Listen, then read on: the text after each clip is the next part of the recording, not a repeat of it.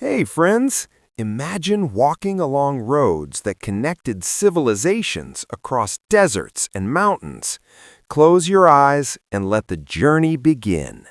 The Silk Road was one of the most important networks in human history. It was not a single road, nor was it built by one civilization. Instead, it was a vast system of land and sea routes that connected China, Central Asia, the Middle East, Africa, and Europe for over 1,000 years. Long before modern transportation and communication, the Silk Road allowed people, goods, and ideas to travel across continents. The Silk Road shaped the ancient world by encouraging trade, spreading religions, and connecting distant cultures. Through deserts, mountains, and hostile territories, merchants and travelers carried silk, spices, gold, knowledge, and beliefs. Part 1 of this history explores how the Silk Road began, why it developed, and how it became the foundation of early global exchange. The world before the Silk Road. Before the Silk Road existed, ancient civilizations were largely isolated from one another. China developed independently in East Asia, while India, Mesopotamia, Persia, Egypt, Greece, and Rome flourished in their own regions. Trade existed, but it was limited to nearby areas. Long-distance travel was extremely dangerous due to harsh geography, lack of infrastructure, and political instability. Most people never traveled far from their homes. Mountains, deserts, and seas acted as natural barriers. The idea that goods could travel thousands of kilometers across land seemed impossible. However, as civilizations grew richer and more powerful, the desire for rare and valuable goods increased. This desire slowly pushed traders beyond familiar borders. The discovery and importance of silk in ancient China. Silk production began in China around 3000 BCE. According to legend, Empress Lezhu, the wife of the Yellow Emperor, discovered silk when a silkworm cocoon fell into her tea and unraveled into a long, delicate thread. Over time, Chinese artisans perfected the techniques of raising silkworms, extracting silk fibers, and weaving fine cloth. Silk became one of the most valuable materials in the ancient world. It was light, strong, beautiful, and comfortable in different climates. Chinese rulers used silk as clothing, currency, and diplomatic gifts. The Chinese government protected the secret of silk production for centuries. Anyone who attempted to reveal the process outside China faced severe punishment. As silk reached foreign markets through indirect trade, it created strong demand. People in Central Asia, the Middle East, and especially the Roman Empire admired silk and were willing to pay high prices for it. This growing demand became the economic engine that led to the creation of the Silk Road. The Han Dynasty and the opening of the West. The Silk Road officially began during the Han Dynasty, 206 BCE to 220 CE. At this time, China faced constant threats from nomadic tribes, especially the Xiongnu, who controlled large areas of Central Asia. Emperor Han Wudi sought allies in the West to counter these threats. In 138 BCE, the emperor sent an explorer and diplomat named Zhang Qian on a mission to Central Asia. His journey was extremely difficult. Zhang Qian was captured by the Xiongnu and held prisoner for more than 10 years. After escaping, he continued westward, traveling through regions that are now part of Uzbekistan, Tajikistan, and Afghanistan. Although Zhang Qian failed to form military alliances, he returned to China with valuable information about foreign lands, cultures, and goods. He reported on powerful horses, advanced cities, and active trade networks. His reports convinced the Han government that long-distance trade with the West was possible and profitable. Zhang Qian's journey is considered the starting point of the Silk Road, around 130 BCE. The roots of the Silk Road. The Silk Road was not a single path, but a network of routes. These routes changed over time depending on politics, climate, and safety. The main land routes passed through northern and southern paths around the Taklamakan Desert, mountain passes through the Pamir and Hindu Kush ranges, oasis cities that provided water, food, and rest. Key oasis cities included Dunhuang, Kashgar, Samarkand, and Bukhara. These cities became important centers of trade and culture. Merchants and travelers rested, exchanged goods, and shared news and ideas. Over time, these places grew into wealthy and diverse urban centers. Trade goods along the Silk Road. Although silk was the most famous product, many other goods traveled along the Silk Road. From China, silk, paper, porcelain, tea. From India, spices, cotton textiles, precious stones, Buddhist manuscripts. From Central Asia, horses, jade, furs.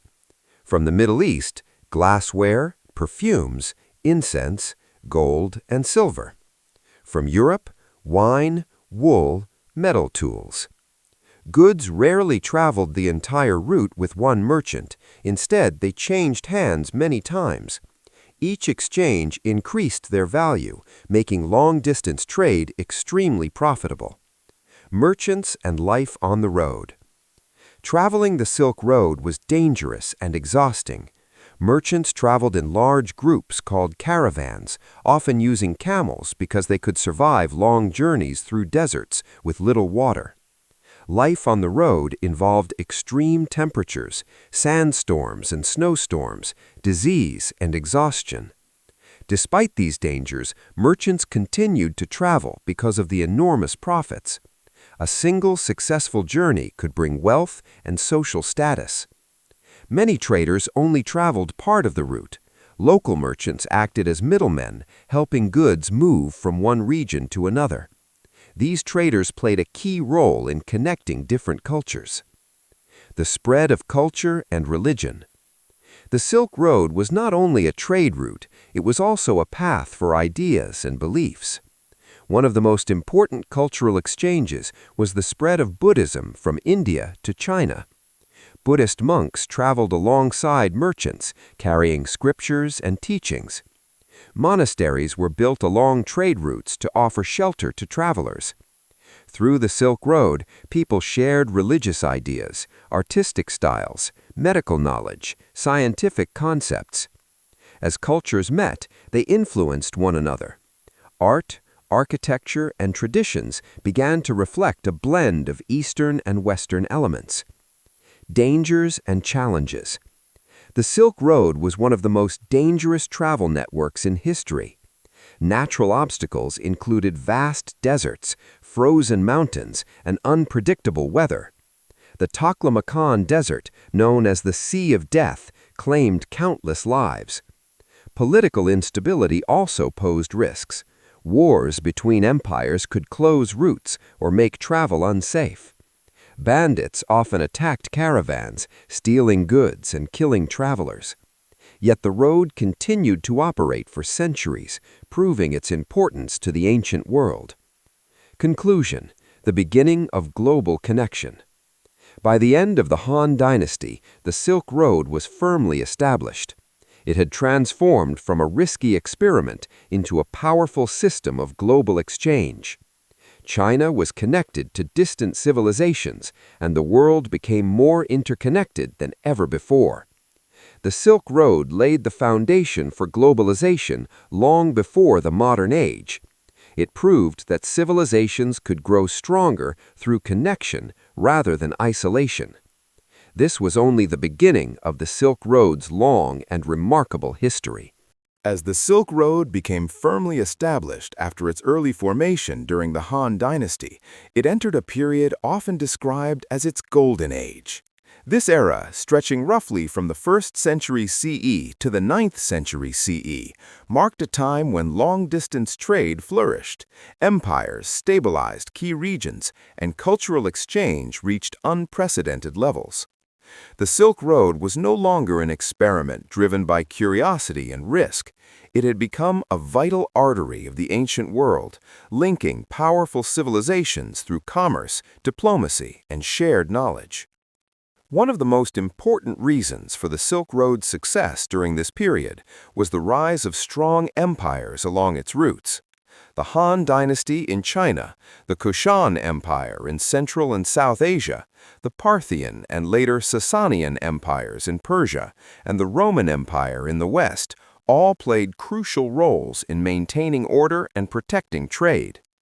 These empires understood that controlling trade routes meant economic wealth, political influence, and military advantage.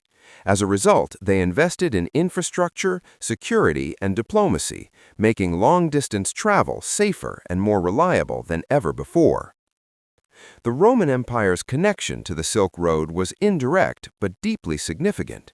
Romans never traveled in large numbers to China, yet Chinese silk became incredibly popular in Roman society. Roman elites admired silk for its beauty and lightness, and it quickly became a symbol of luxury and social status. Roman writers such as Pliny the Elder criticized silk, claiming it drained Rome's wealth and weakened traditional values, yet demand continued to grow. Roman gold and silver flowed eastward, passing through many intermediaries before reaching Central Asia and eventually China. This steady flow of precious metals helped fuel the economies of Silk Road regions. Between China and Rome stood the great civilizations of Central Asia and Persia, which acted as intermediaries in Silk Road trade. The Parthian Empire, followed by the Sasanian Empire, controlled much of the territory between East and West. These empires became wealthy by taxing goods, protecting caravans, and managing trade hubs. Persian cities, such as Ctesiphon, thrived as centers of commerce and culture. Persian merchants were skilled negotiators, fluent in multiple languages, and familiar with customs from different regions. Their role as middlemen was essential in maintaining the flow of goods across continents. At the heart of the Silk Road's success were the great oasis cities of Central Asia. Cities such as Samarkand, Bukhara, Kashgar, and Merv became vibrant centers of trade and cultural exchange. Located near reliable water sources, these cities offered rest and resupply points for caravans crossing deserts and mountains. Over time, they grew into wealthy urban centers filled with markets, workshops, temples, and inns. People from many backgrounds lived side by side: Chinese traders, Indian monks, Persian merchants, Arab travelers, and Central Asian nomads. These cities were not merely stops along the road, they were living symbols of globalization in the ancient world. Trade along the Silk Road reached its peak during this period. Silk remained the most famous product, but it was only one part of a vast exchange system. Chinese paper, porcelain, and lacquerware moved westward, while spices, gemstones, cotton textiles, and religious manuscripts traveled eastward. Horses from Central Asia were especially valuable to China as they strengthened the Chinese military. Glassware from the Roman world fascinated Eastern traders, while incense and perfumes from Arabia were prized across Asia. Each item carried with it not only economic value, but also cultural meaning, influencing tastes, technologies, and lifestyles. The Silk Road's greatest legacy, however, was not material wealth, but the exchange of ideas and beliefs. During this golden age, religions traveled vast distances, reshaping spiritual landscapes across continents. Buddhism spread from India into Central Asia and China stands as one of the most remarkable examples of cultural transmission in history. Buddhist monks traveled alongside merchants, using trade routes to carry scriptures, statues, and teachings. Over centuries, Buddhism adapted to local cultures, blending with Chinese philosophy and artistic traditions. Cave temples such as those at Dunhuang stand today as evidence of this spiritual journey. In addition to Buddhism, other religions also moved along the Silk Road. Zoroastrianism, Christianity in its Nestorian form, and later Islam found pathways through the same trade networks. Although not all religions spread equally during this period, the Silk Road created opportunities for dialogue, debate, and coexistence among different belief systems. Religious tolerance was often encouraged by rulers who understood that peaceful trade required cultural cooperation. As a result, Silk Road cities became some of the most religiously diverse places in the ancient world. Scientific and technological knowledge also flowed freely along the Silk Road. Chinese inventions such as papermaking slowly moved westward, eventually transforming communication and record-keeping in the Islamic world and Europe.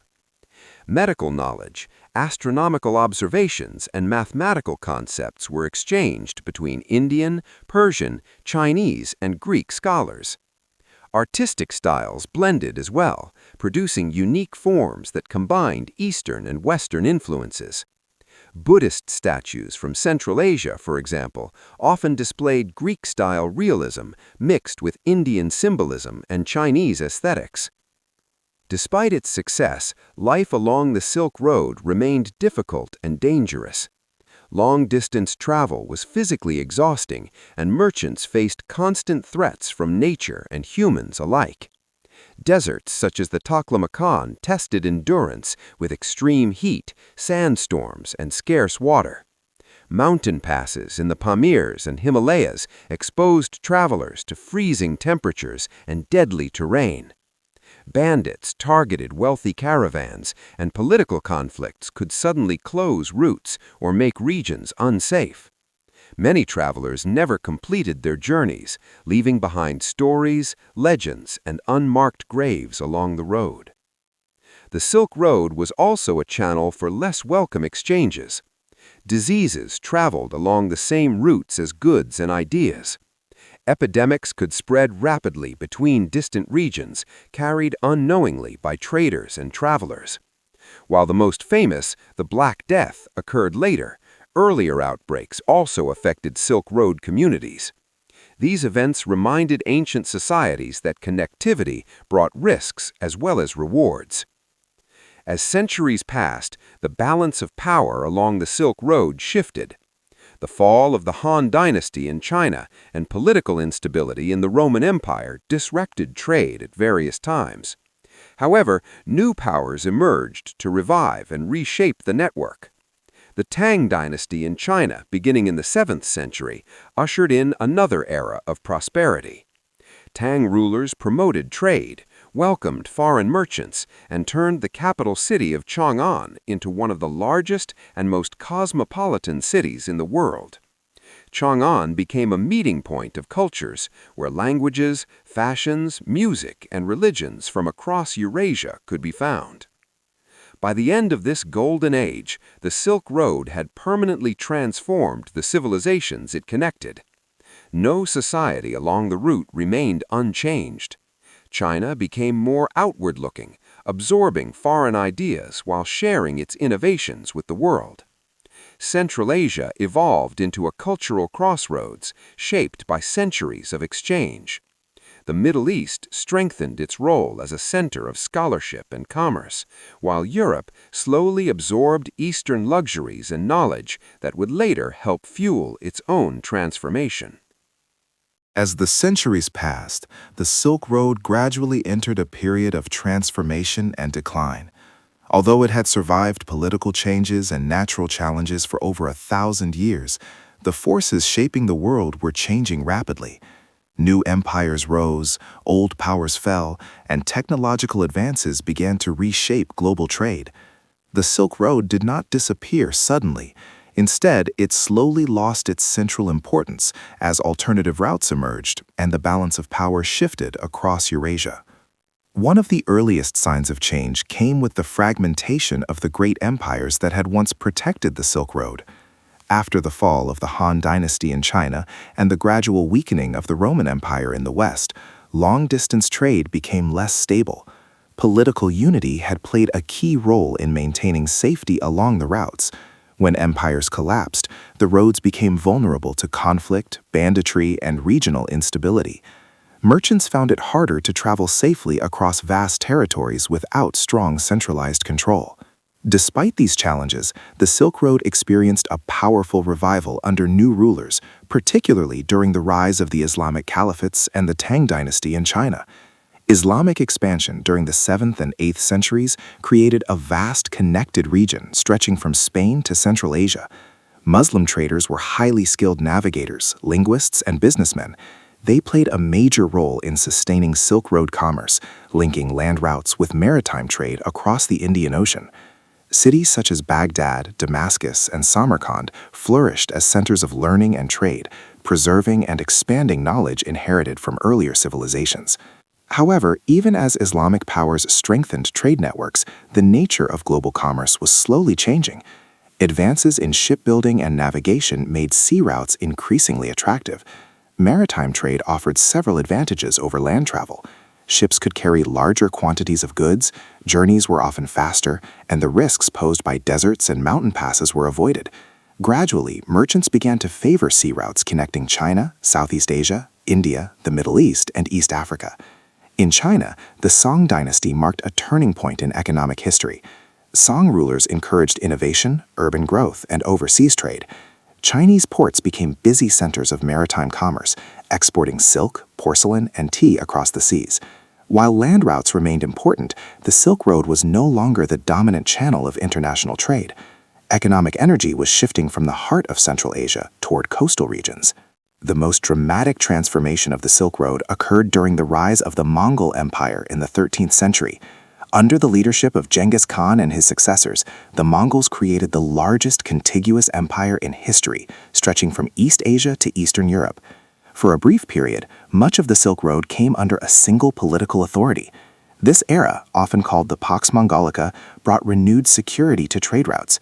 Merchants, travelers, and envoys could move across Eurasia with relative safety, protected by Mongol laws and military power. During this period, the Silk Road experienced its last great flourishing. Trade increased, communication improved, and cultural exchange intensified. Travelers such as Marco Polo journeyed from Europe to China, recording detailed accounts of distant lands. Diplomatic missions traveled between courts, and knowledge moved more freely than ever before. Gunpowder technology, printing techniques, and navigational knowledge spread westward, while artistic and scientific ideas flowed eastward. Yet, the Mongol revival of the Silk Road also carried seeds of its decline. Increased connectivity made societies more vulnerable to disease. In the mid-14th century, the Black Death spread along trade routes, devastating populations across Asia, the Middle East, and Europe. Entire cities were depopulated, economies collapsed, and fear replaced the optimism of open exchange. The Silk Road, once a symbol of connection and prosperity, became associated with danger and loss. As the Mongol Empire fragmented, the security it provided disappeared. New political divisions, wars, and rivalries disrupted trade once again. Central Asia, which had thrived as the heart of the Silk Road, suffered economic decline as routes became unsafe or less profitable. Many great oasis cities lost their importance, fading into shadows of their former glory. By the 15th century, global trade was undergoing a revolutionary transformation. European powers began exploring new sea routes to Asia, driven by a desire to bypass Middle Eastern intermediaries and gain direct access to spices, silk, and other luxury goods. The Portuguese, followed by the Spanish, Dutch, and British, developed advanced navigation techniques and built powerful naval fleets. When Vasco da Gama reached India by sea in 1498, it marked a turning point in world history. Maritime trade rapidly surpassed land-based commerce. Sea routes were cheaper, faster, and capable of handling massive volumes of goods. European colonial expansion further shifted economic power toward the oceans. The Silk Road, which depended on stable land empires and slow-moving caravans, could not compete with this new global system. Over time, it lost its role as the main artery of international trade. However, the decline of the Silk Road did not mean the end of its influence. The legacy of centuries of exchange remained deeply embedded in the cultures it had connected. Languages, religions, art styles, and technologies shaped by Silk Road interactions continued to evolve. Buddhism, Islam, and Christianity remained firmly rooted in regions they had reached through trade routes. Artistic traditions reflected blended influences that could not be traced to a single origin. Even after its economic importance faded, the Silk Road lived on in memory, literature, and historical consciousness. Stories of brave merchants, wandering monks, and distant empires captured the imagination of later generations. Scholars studied ancient texts and archaeological remains to understand how deeply interconnected the ancient world had been. Ruins of caravanserais, cave temples, and forgotten cities stood as silent witnesses to a once thriving network. In the modern era, the Silk Road has experienced a symbolic revival. Historians recognize it as one of the earliest examples of globalization, demonstrating that cultural exchange is not a modern invention, but a fundamental part of human history. Governments and institutions have embraced the idea of the Silk Road as a metaphor for cooperation and connectivity. China's Belt and Road Initiative, launched in the 21st century, explicitly draws inspiration from the ancient Silk Road, aiming to strengthen economic ties across Asia, Africa, and Europe. This modern revival reflects a deeper truth. The Silk Road was never just about trade. It was about curiosity, adaptation, and the human desire to connect. Even when caravans stopped crossing deserts and ships replaced camels, the spirit of the Silk Road endured. It taught civilizations that progress often comes from interaction rather than isolation, and that diversity can be a source of creativity and strength. Although the Silk Road had largely faded as a functioning trade network by the early modern period, its influence never truly disappeared. Long after caravans stopped crossing deserts and mountain passes, the cultural, religious, and intellectual connections formed along these routes continued to shape societies across Eurasia. The Silk Road left behind more than ruins and historical records. It created enduring patterns of exchange that still influence the modern world. Part 4 explores how the Silk Road was remembered, rediscovered, and reimagined, and why its legacy remains deeply relevant today. For centuries after its decline, much of the Silk Road slipped into obscurity. Many of its once great cities lost their importance and were slowly buried by sand, time, and changing trade routes. Travelers and scholars in Europe often knew little about the land-based networks that had once connected East and West. Instead, attention shifted toward maritime exploration and colonial expansion. Yet in Asia and the Middle East, memories of caravan trade survived in local traditions, oral histories, and classical writings. The Silk Road lived on quietly in poetry, religious texts, and folklore, even as the world moved in new directions. The rediscovery of the Silk Road began in earnest during the 19th and early 20th centuries, when explorers, archaeologists, and historians became fascinated by Central Asia. European and Japanese scholars traveled across deserts and mountain regions, uncovering the remains of ancient cities, monasteries, and caravanserais. Excavations at places such as Dunhuang, Turpan, and Samarkand revealed manuscripts, artworks, and everyday objects that provided vivid insight into life along the Silk Road. These discoveries transformed academic understanding of ancient history, showing that early civilizations were far more interconnected than previously believed. One of the most important realizations to emerge from this research was that the Silk Road was never dominated by a single culture or civilization. Instead, it was shaped by countless communities, from powerful empires to small oasis towns and nomadic groups. Each contributed to the flow of goods and ideas in unique ways. This challenged earlier historical narratives that focused mainly on isolated civilizations. The Silk Road demonstrated that cultural exchange, cooperation, and adaptation were central forces in human development. The legacy of the Silk Road is especially visible in religion and philosophy. Major world religions spread and evolved through Silk Road interactions. Buddhism transformed as it moved from India into Central and East Asia, adopting new artistic styles and philosophical interpretations. Islam spread rapidly across Central Asia, blending with local traditions while uniting vast regions under shared beliefs. Christianity, though less widespread along the route, also left traces in the form of Nestorian communities and ancient manuscripts. These religious exchanges reshaped spiritual life across continents and continue to influence millions of people today. Art and culture also bear the lasting imprint of the Silk Road. Artistic styles found in sculpture, painting, textiles, and architecture often reveal blended influences that cannot be traced to a single origin. Buddhist statues from Central Asia, for example, combine Indian spiritual symbolism with Greek realism and Chinese aesthetics.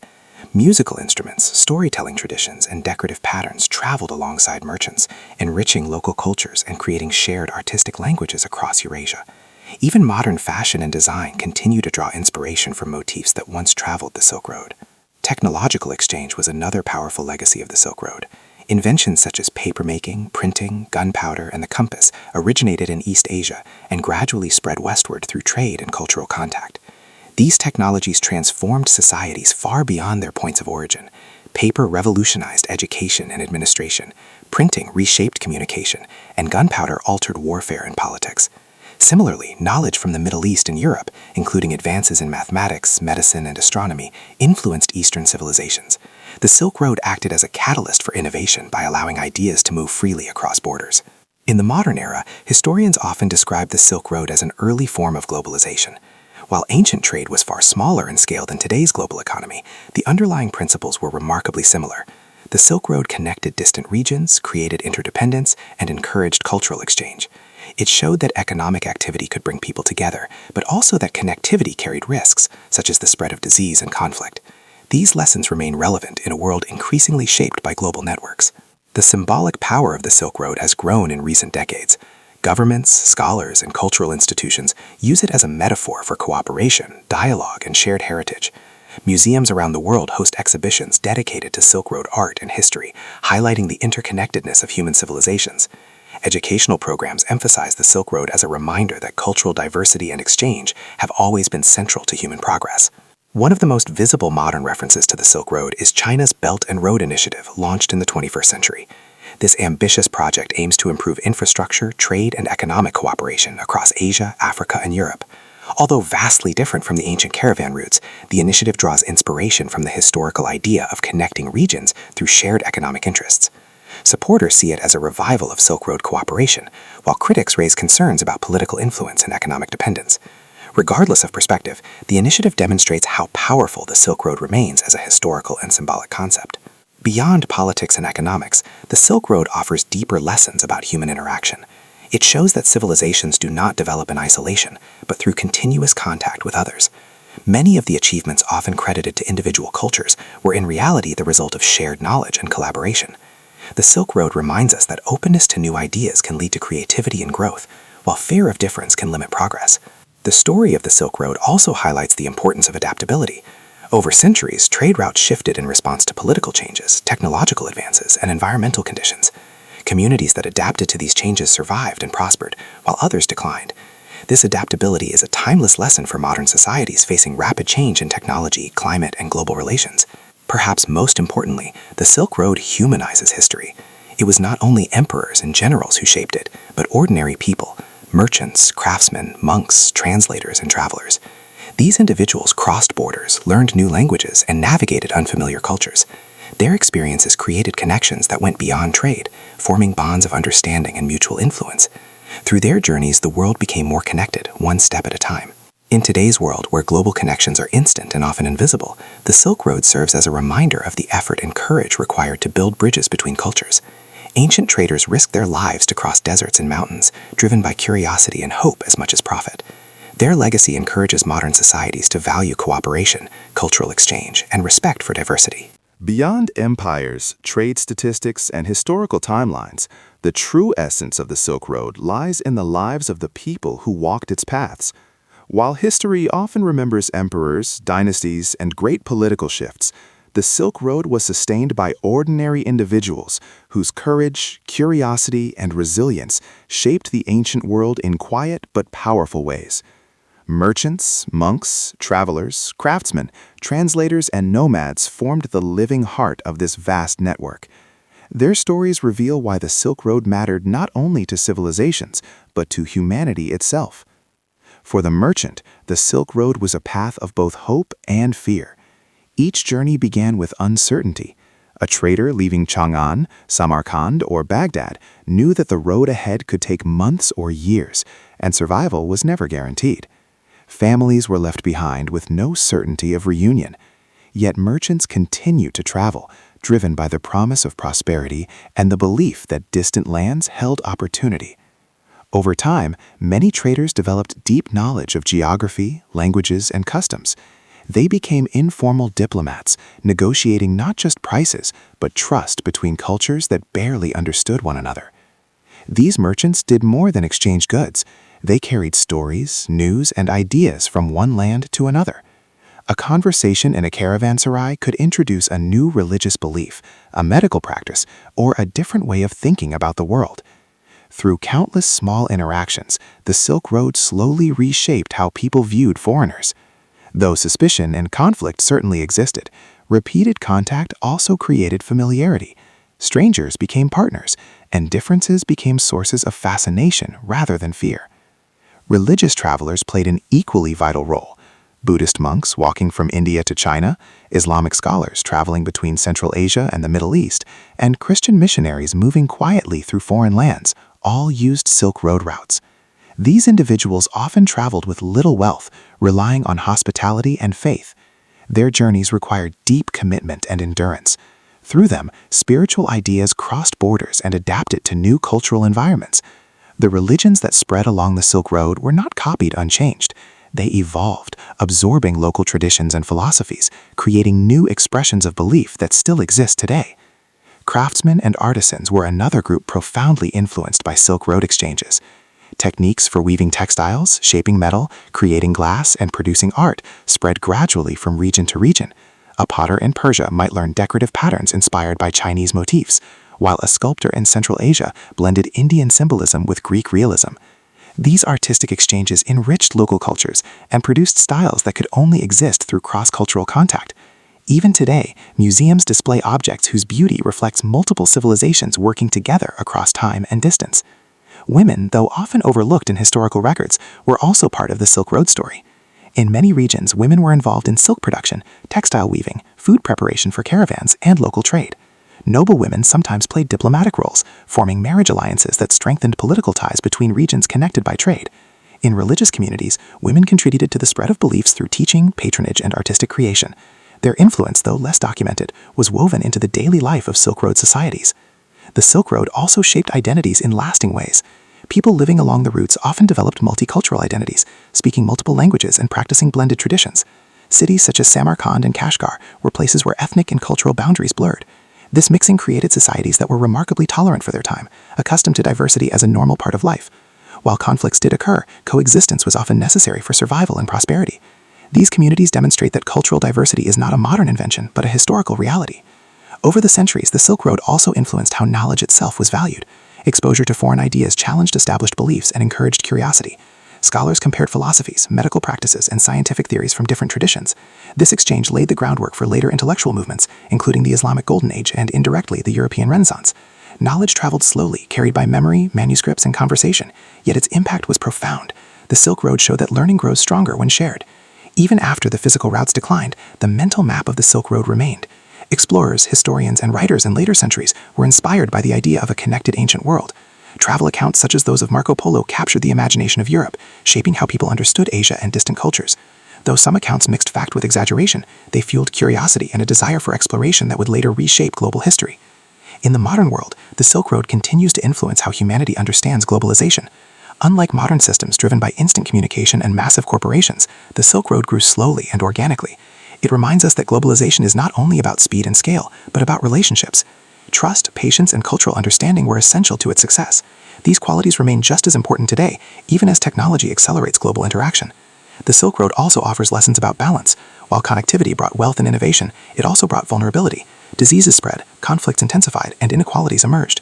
The history of the Silk Road teaches that openness must be paired with responsibility and cooperation. No civilization along the route remained untouched by the actions of others. This interdependence mirrors the modern world, where economic and environmental challenges cross borders effortlessly. Perhaps the most enduring lesson of the Silk Road is the power of human curiosity. People risked everything to see what lay beyond the horizon. They crossed deserts without knowing what awaited them on the other side. This curiosity drove exploration, trade, and cultural exchange. It is the same curiosity that continues to drive scientific discovery, artistic expression, and cross-cultural dialogue today. In reflecting on the Silk Road, it becomes clear that its greatest achievement was not the movement of silk, spices, or gold, but the creation of a shared human story. It demonstrated that civilizations grow not only through strength and conquest, but through contact, exchange, and adaptation. The Silk Road reminds us that progress is often built step by step through countless individual journeys rather than dramatic historical moments. Part 5 brings the history of the Silk Road to a human conclusion. From ancient merchants to modern scholars, from forgotten oasis towns to global cultural movements, the Silk Road's influence continues to echo through time. It lives in languages, religions, technologies, and traditions that shape everyday life across the world. Though the caravans are gone and the routes are silent, the spirit of the Silk Road endures. It survives in the idea that humanity is strongest when connected, that diversity is a source of strength, and that understanding across cultures is not only possible, but essential. The Silk Road was never just a road.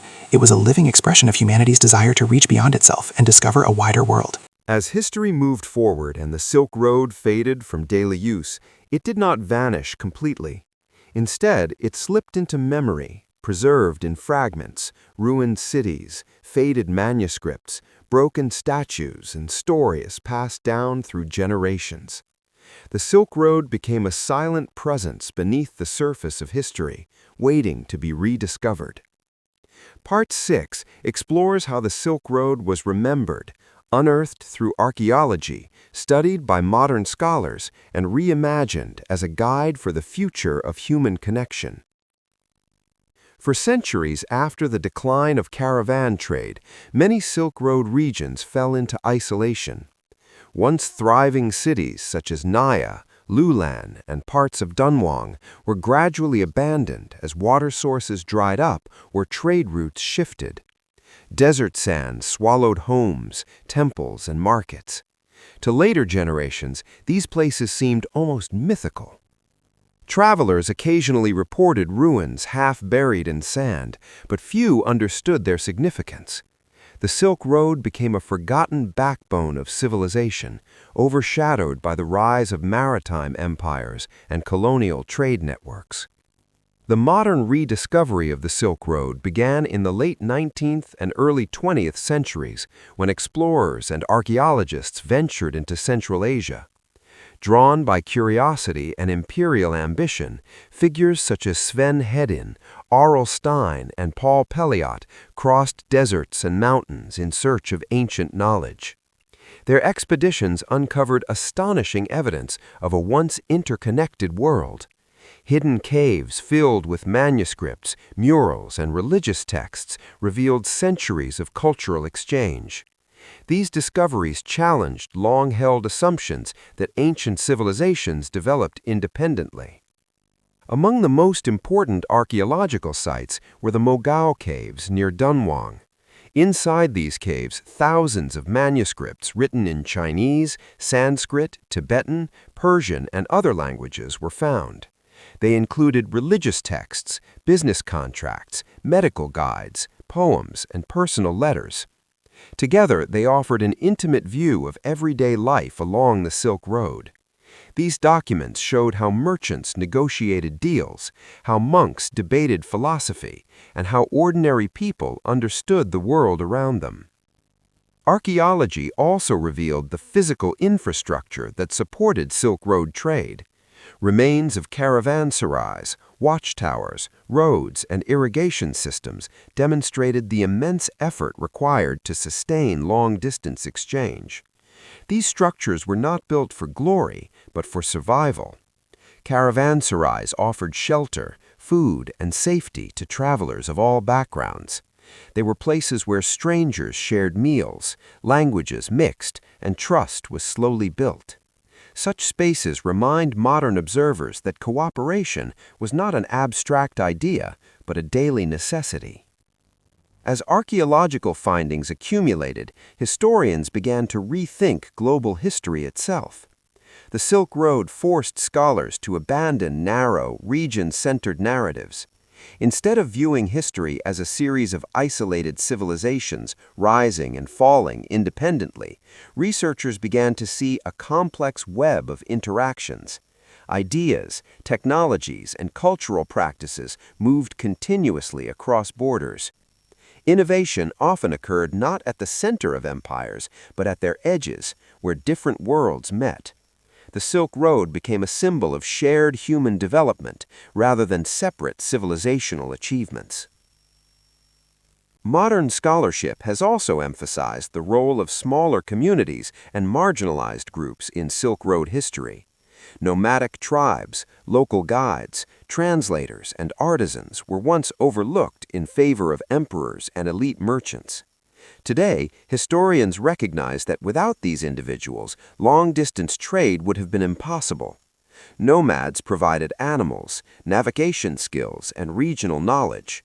Translators bridged linguistic gaps. Craftsmen adapted foreign techniques to local traditions. The Silk Road was sustained by cooperation at every level of society.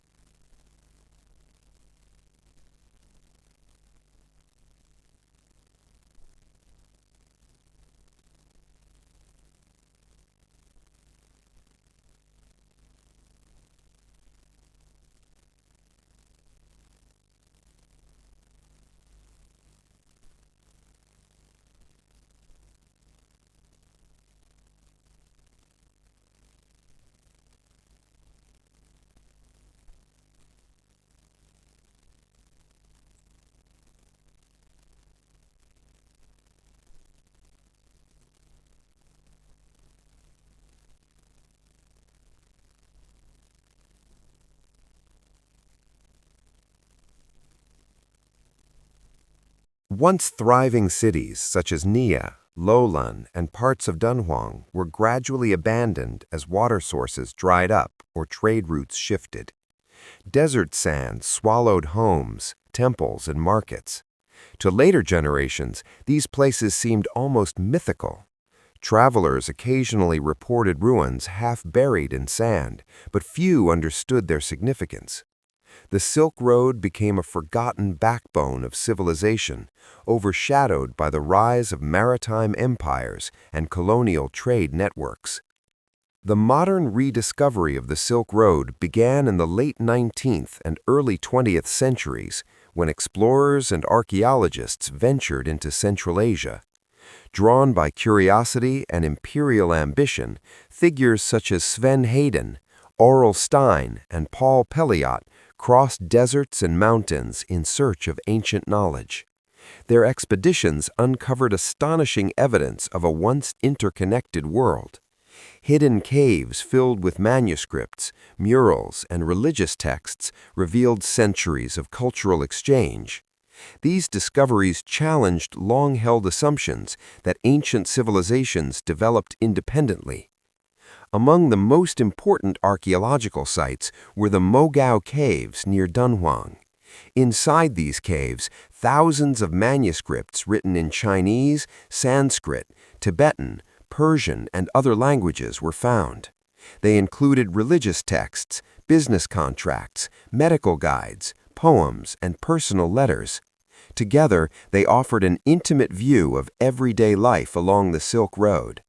These documents showed how merchants negotiated deals, how monks debated philosophy, and how ordinary people understood the world around them. Archaeology also revealed the physical infrastructure that supported Silk Road trade. Remains of caravanserais, watchtowers, roads, and irrigation systems demonstrated the immense effort required to sustain long-distance exchange.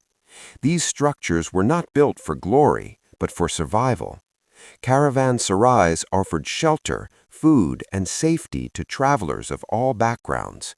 They were places where strangers shared meals, languages mixed, and trust was slowly built. Such spaces remind modern observers that cooperation was not an abstract idea, but a daily necessity. As the long story of the Silk Road reaches its final chapter, it becomes clear that this ancient network was far more than a system of trade routes. It was a living expression of humanity's desire to reach beyond familiar horizons and engage with the wider world.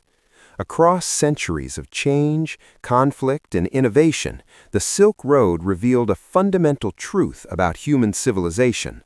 Progress is rarely achieved in isolation. Instead, it emerges through contact, exchange, and the willingness to learn from others. Part 7 reflects on the deeper meaning of the Silk Road and why its story continues to matter. The Silk Road teaches that history is not only shaped by power and conquest, but by movement and dialogue. While armies expanded empires and rulers issued commands, it was travelers who quietly reshaped the world. A merchant negotiating prices in a distant market, a monk translating sacred texts, or a craftsman adapting foreign techniques all participated in a slow but profound transformation.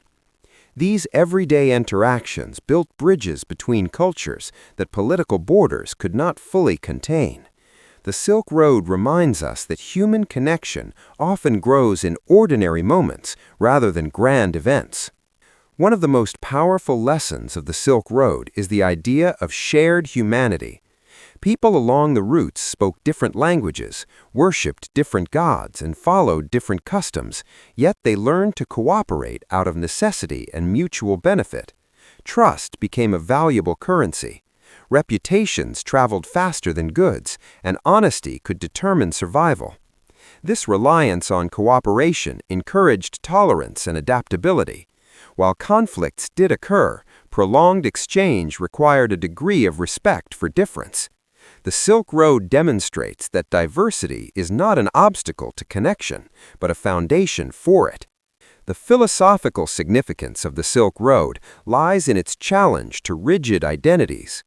cultures encountered along the route did not remain unchanged. They evolved through contact. Ideas were absorbed, reshaped, and returned in new forms. Buddhism in China was not identical to Buddhism in India, just as Islamic culture in Central Asia differed from that of Arabia. These transformations show that identity is dynamic rather than fixed. The Silk Road encourages a view of culture as a living process, enriched by exchange rather than threatened by it. Time also plays an important role in understanding the Silk Road's meaning. Unlike modern systems that prioritize speed, the Silk Road operated slowly. Journeys took months or years. Knowledge spread gradually, shaped by memory and experience. This slowness allowed ideas to be deeply absorbed rather than quickly consumed. It reminds modern societies that meaningful connection often requires patience. In an age of instant communication, the Silk Road offers a contrasting model where relationships were built step by step and understanding developed over time. The Silk Road also invites reflection on the balance of openness and vulnerability. Connectivity brought wealth, creativity, and innovation, but it also carried risks. Diseases spread, conflicts intensified, and inequalities emerged. The ancient world learned that connection could amplify both prosperity and suffering. This lesson remains relevant today as global systems face challenges that cross borders, from pandemics to climate change. The Silk Road teaches that interdependence requires responsibility, cooperation, and foresight. Another enduring message of the Silk Road is the importance of curiosity. Curiosity drove travelers to cross deserts and mountains without knowing what awaited them.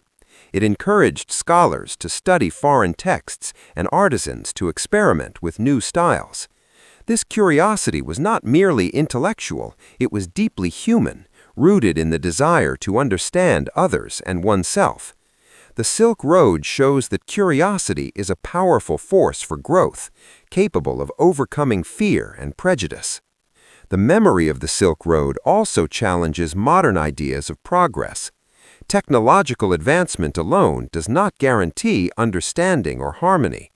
Ancient societies achieved remarkable levels of cultural exchange without modern tools, relying instead on personal interaction and mutual reliance.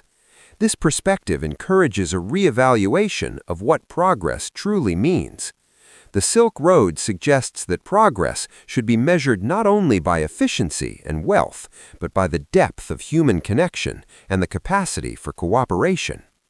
Education is one of the most meaningful ways the Silk Road continues to shape the future. Teaching its history helps break down simplistic narratives that divide the world into separate civilizations. Instead, it reveals a shared past built on interaction and exchange. Students who learn about the Silk Road encounter a history that emphasizes connection rather than separation, encouraging empathy and global awareness. In this way, the Silk Road becomes not just a subject of study, but a framework for understanding the world. The symbolic power of the Silk Road endures in art, literature, and imagination. It represents journey, transformation, and discovery. Writers and artists return to the idea of the Silk Road to explore themes of encounter and change. This symbolism reflects a deeper truth. The Silk Road is as much an idea as a place. It exists wherever cultures meet, exchange ideas, and influence one another. In this sense, the Silk Road never truly ended. As the modern world faces increasing division, the Silk Road offers a counter-narrative. It reminds humanity that coexistence is possible even under difficult conditions. Ancient travelers faced immense challenges, yet they found ways to communicate, cooperate, and survive together. Their experiences suggest that dialogue and exchange are not luxuries, but necessities for long-term stability and growth. Another enduring message of the Silk Road is the importance of curiosity. History along the route possessed not all knowledge or innovation. Each depended on others for goods, ideas, and skills. This interdependence challenges notions of cultural superiority. It suggests that wisdom emerges from shared experience rather than isolated achievement. Recognizing this can foster mutual respect in a world where cultural misunderstanding often leads to conflict. In reflecting on the Silk Road, it becomes clear that its greatest legacy is not material, but ethical. It offers values rooted in connection, adaptability, and mutual respect. These values are not bound to a specific time or place. They are timeless principles that can guide humanity as it navigates an increasingly interconnected world. Although the ancient caravans have long vanished and the original trade routes have faded into history, the Silk Road did not truly disappear. Instead, it transformed. In the modern era, the Silk Road survives as a powerful idea, shaping how nations understand globalization, cooperation, and cultural exchange. Part 8 explores how the legacy of the Silk Road continues to influence the modern world and why its spirit remains deeply relevant in the 21st century. The rediscovery of the Silk Road as a historical concept began in the 19th century, when European scholars and explorers started to study Central Asia more closely. The term Silk Road itself was coined by the German geographer Ferdinand von Richthofen in 1877. His work helped bring global attention to the vast network of routes that had once connected Asia, Europe, and Africa. This academic recognition transformed the Silk Road from a forgotten past into a subject of global historical importance, encouraging further research and archaeological exploration. Modern archaeology played a crucial role in reviving the Silk Road's story. Excavations in places such as Dunhuang, Samarkand, and Merv revealed manuscripts, artworks, and everyday objects that testified to centuries of cultural interaction. These discoveries showed that the Silk Road was not dominated by any single civilization, but was instead a shared space shaped by many peoples. Ancient documents written in multiple languages demonstrated how traders, monks, and officials communicated across cultural boundaries. Through archaeology, the Silk Road became tangible once again. In the 20th century, the Silk Road gained symbolic meaning during a period of intense global change. As the world experienced rapid industrialization, 2 world wars, and the rise of nation-states, the idea of peaceful exchange across borders gained renewed importance. Scholars and leaders began to view the Silk Road as an early example of globalization, one that emphasized cooperation rather than domination. This interpretation highlighted the Silk Road as a model for cultural dialogue in a divided world. The rise of modern transportation and communication technologies transformed global trade in ways that far surpassed the scale of the ancient Silk Road. Ships, railways, airplanes, and digital networks now connect continents within hours rather than months. Yet, despite these advances, the fundamental principles of exchange remain the same. Trust, mutual benefit, and cultural understanding are still essential for successful cooperation. The Silk Road reminds the modern world that technology alone cannot sustain global connections without human values to support them. In recent decades, the Silk Road has gained new political and economic significance. Governments and international organizations have used the Silk Road as a historical reference to promote cooperation across Eurasia. Infrastructure projects, trade agreements, and cultural exchange programs often draw inspiration from the ancient roots. By invoking the Silk Road, modern initiatives seek to present globalization as a shared historical process rather than a recent or foreign invention. This framing helps create a sense of continuity between past and present. Cultural exchange remains one of the most enduring aspects of the Silk Road's legacy. Festivals, museums, and academic programs around the world celebrate Silk Road heritage through music, art, and scholarship. Traditional instruments, textiles, and cuisines that once traveled along the routes are now recognized as shared cultural treasures. These cultural activities promote dialogue and appreciation across borders, reinforcing the idea that diversity is a source of strength rather than division. Education plays a central role in keeping the Silk Road alive in modern consciousness. Schools and universities increasingly include Silk Road studies as part of world history curricula.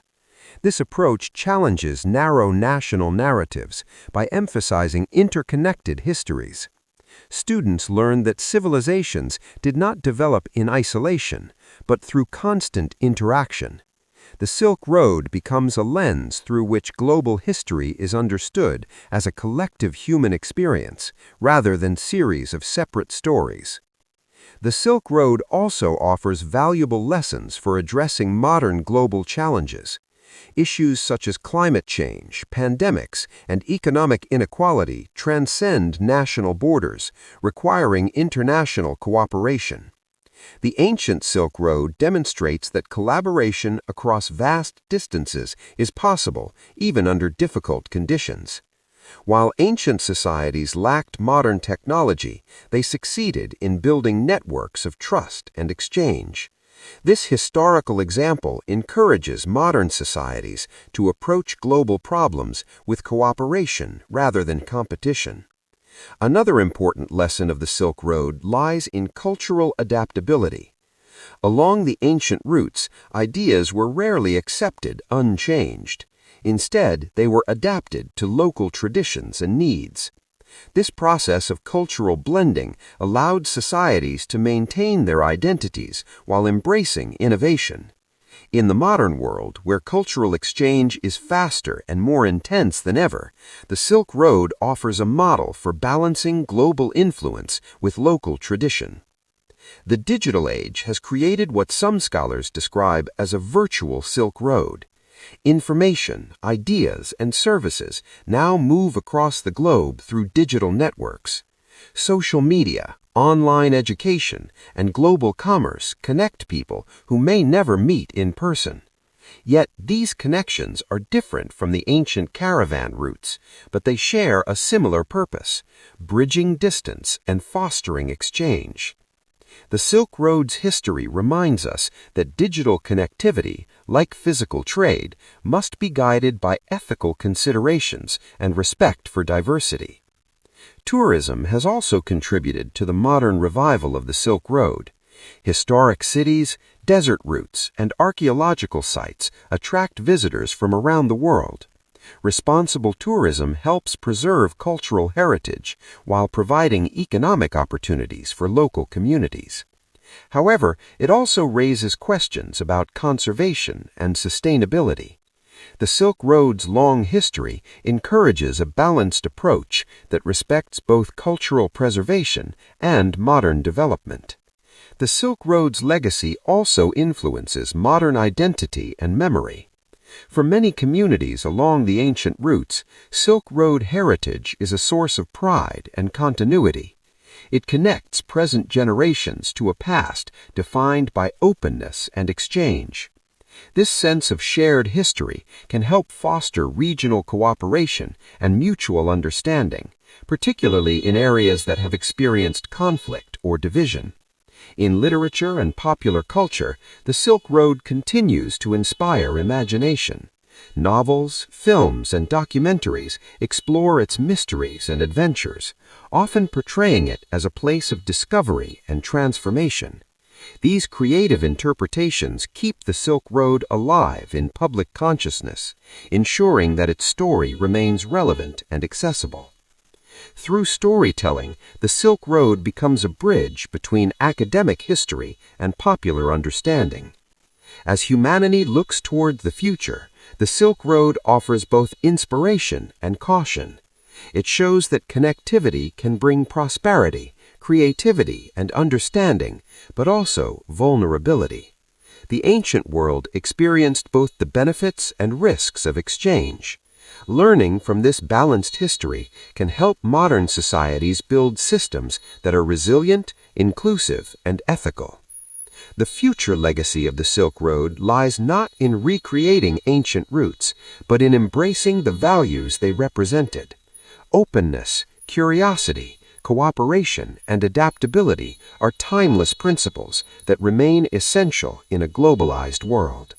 By understanding the Silk Road's past, humanity gains insight into how connections shape civilization and how shared challenges can be addressed collectively. As the final chapter of the Silk Road's long story unfolds, it becomes evident that this ancient network was never truly bound by geography or time. The Silk Road exists not only in maps and ruins, but in memory, culture, and the shared human instinct to reach beyond boundaries. Part 9 explores the enduring echoes of the Silk Road and how its spirit continues to shape humanity's understanding of connection, identity, and destiny. The Silk Road teaches that movement is fundamental to human history. From the earliest migrations of prehistoric peoples to the caravans of merchants and pilgrims, humanity has always been on the move. The Silk Road formalized this movement into a system of exchange that reshaped civilizations. It transformed travel into dialogue and distance into opportunity. Even today, the rhythms of global migration, trade, and cultural exchange reflect patterns first established along these ancient routes. One of the most profound echoes of the Silk Road lies in the way it reshaped human imagination. For ancient societies, the road represented mystery and possibility. Lands beyond the horizon were imagined as places of wonder, danger, and transformation. These imaginations fueled exploration and storytelling, giving rise to myths, travel accounts, and legends that enriched world literature. The Silk Road expanded not only trade networks, but also the mental horizons of entire civilizations. The concept of the other was transformed by the Silk Road. Before sustained contact, distant peoples were often viewed with suspicion or fear. Through repeated interaction, however, strangers became partners, teachers, and neighbors. This gradual shift encouraged empathy and curiosity. While prejudice never fully disappeared, the Silk Road demonstrated that familiarity can soften fear. This lesson remains relevant in a world still struggling with cultural misunderstanding. The Silk Road also challenges linear interpretations of history. Rather than a simple progression from ancient to modern, the road reveals cycles of connection and fragmentation. Periods of openness were followed by isolation, only to be reopened again through new technologies and political changes. This cyclical nature reminds us that globalization is not a modern invention, but a recurring feature of human civilization. Understanding these cycles helps societies navigate the challenges of connectivity with greater wisdom. Artistic expression along the Silk Road provides another lasting echo. From murals and desert caves to woven textiles and metalwork, art became a universal language that crossed cultural boundaries. Artists borrowed techniques and motifs from distant lands, creating hybrid styles that reflected shared experiences. These artistic exchanges show that creativity flourishes at the crossroads of cultures. The Silk Road stands as a reminder that innovation often emerges from interaction rather than isolation. Language itself bears the imprint of the Silk Road. Words related to trade, travel, and luxury passed from one language to another, carrying traces of their origins.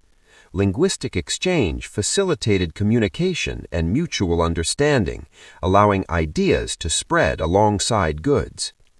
The evolution of language along the Silk Road illustrates how deeply interconnected human societies have always been, even when separated by vast distances. The Silk Road's influence on spirituality remains one of its most enduring legacies. Religious ideas traveled with merchants and pilgrims, adapting to local cultures as they spread. This process created diverse expressions of faith that reflected shared values while honoring regional traditions. The road encouraged dialogue between belief systems, fostering tolerance and philosophical reflection. In a modern world often divided by religious differences, the Silk Road offers an example of coexistence through exchange. Memory plays a crucial role in sustaining the Silk Road's legacy. Collective memory preserves stories of journeys, encounters, and transformations. These memories shape identity and influence how communities understand their place in the world. By remembering the Silk Road, societies reaffirm their connection to a shared past built on interaction rather than isolation. Memory becomes a bridge between generations, linking ancient experiences to modern realities. The Silk Road also reveals the fragile nature of human achievements. Cities that once thrived as centers of trade eventually declined due to environmental change, political instability, or shifting routes.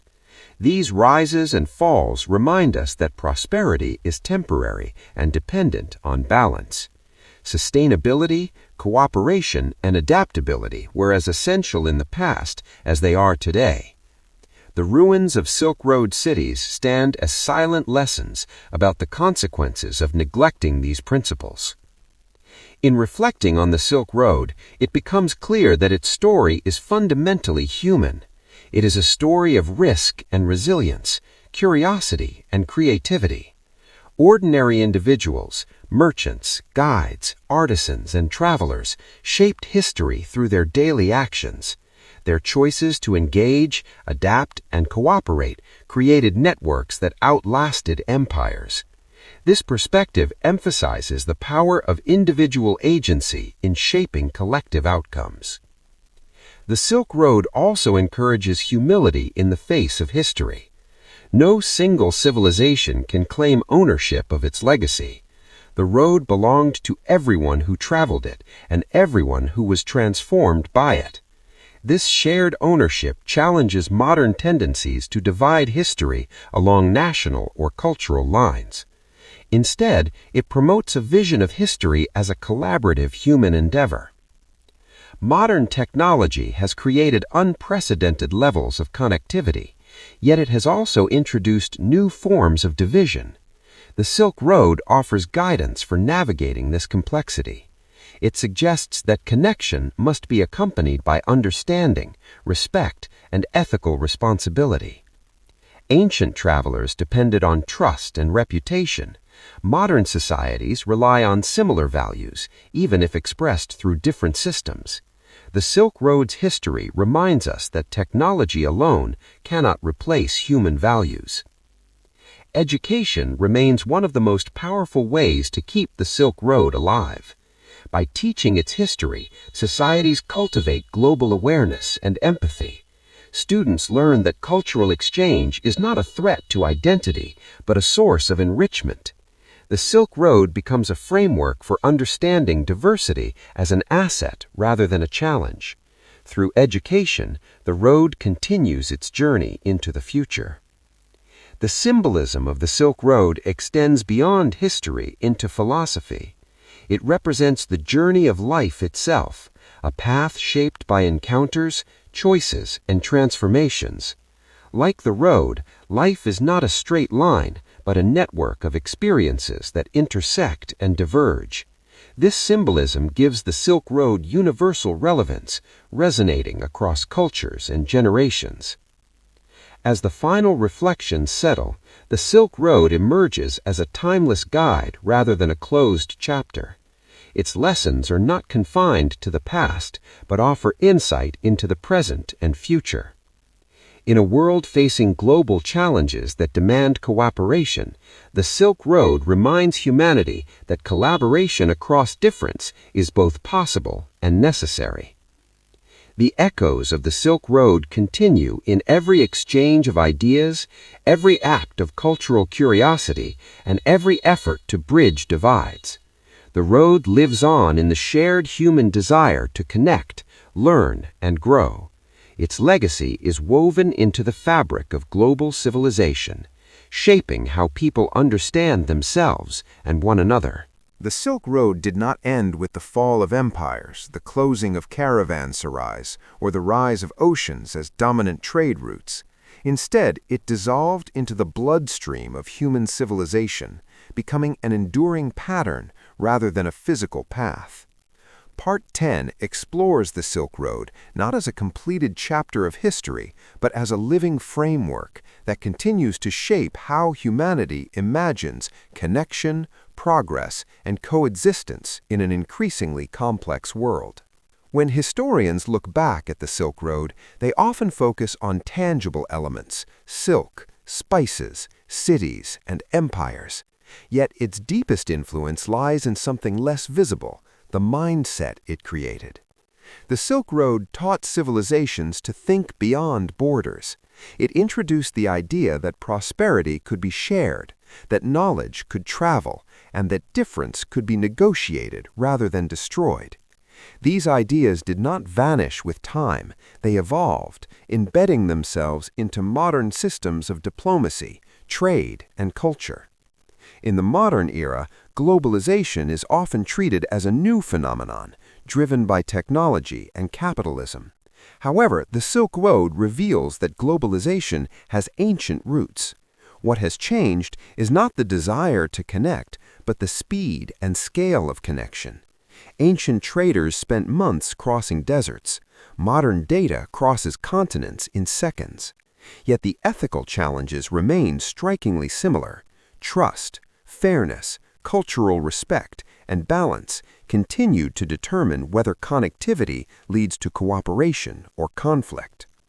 The Silk Road also reshapes how history itself is understood. Traditional historical narratives often center on powerful empires and decisive battles. The Silk Road challenges this view by highlighting continuity over conquest. Its story is not defined by a single ruler or nation, but by countless unnamed individuals whose daily choices created enduring networks. This perspective shifts attention from domination to participation, emphasizing that history is built as much by cooperation as by power. Modern cities reflect this Silk Road inheritance. Urban centers thrive where exchange occurs, financial, cultural, and intellectual. Cities such as Istanbul, Dubai, Singapore, and Hong Kong echo the role once played by Samarkand or Chang'an. They are meeting points of languages, cuisines, ideas, and ambitions. These modern crossroads demonstrate that the Silk Road model remains relevant wherever openness and exchange are encouraged. The Silk Road also offers guidance for navigating cultural identity in a connected world. Ancient societies along the route absorbed foreign influences without losing themselves entirely. Instead of erasing identity, exchange enriched it.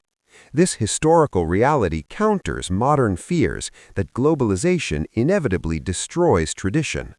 The Silk Road suggests that cultures survive not by isolation, but by selective adaptation, choosing what to accept and how to reinterpret it. Environmental awareness adds another layer to the Silk Road's modern relevance. Ancient routes were shaped by geography and climate. Water sources determined caravan paths, and environmental change could shift entire networks. Today, climate change once again influences global movement and trade. The Silk Road reminds humanity that economic systems must remain responsive to environmental realities. Sustainability is not a modern invention, but a lesson learned repeatedly through history. Technology has created a new form of Silk Road, digital rather than physical. Information now moves faster than any caravan ever could. Knowledge, misinformation, creativity, and conflict all travel through invisible networks. This digital Silk Road amplifies both opportunity and responsibility. Just as ancient traders depended on trust, modern digital societies rely on ethical standards, transparency, and mutual respect to maintain stability. The Silk Road also provides insight into conflict resolution. Along ancient routes, violence disrupted trade and harmed all parties involved. Stability benefited everyone. As a result, merchants and local rulers often negotiated truces, alliances, and shared rules. This pragmatic approach to peace offers lessons for modern international relations. Cooperation is not merely idealistic, it is practical. The Silk Road shows that peace is often sustained not by ideology, but by shared interest. Education remains one of the most powerful vehicles through which the Silk Road continues its journey. When students learn this history, they encounter a world where civilizations are interconnected rather than isolated. This understanding fosters empathy and global awareness. The Silk Road becomes a tool for teaching not only history, but ethics, how societies can coexist, learn from one another, and grow together. The artistic legacy of the Silk Road also extends into the future. Hybrid art forms continue to emerge wherever cultures intersect. Music blends traditions, fashion merges styles, and architecture reflects global influence. These creative expressions mirror ancient patterns of exchange, proving that innovation thrives at intersections.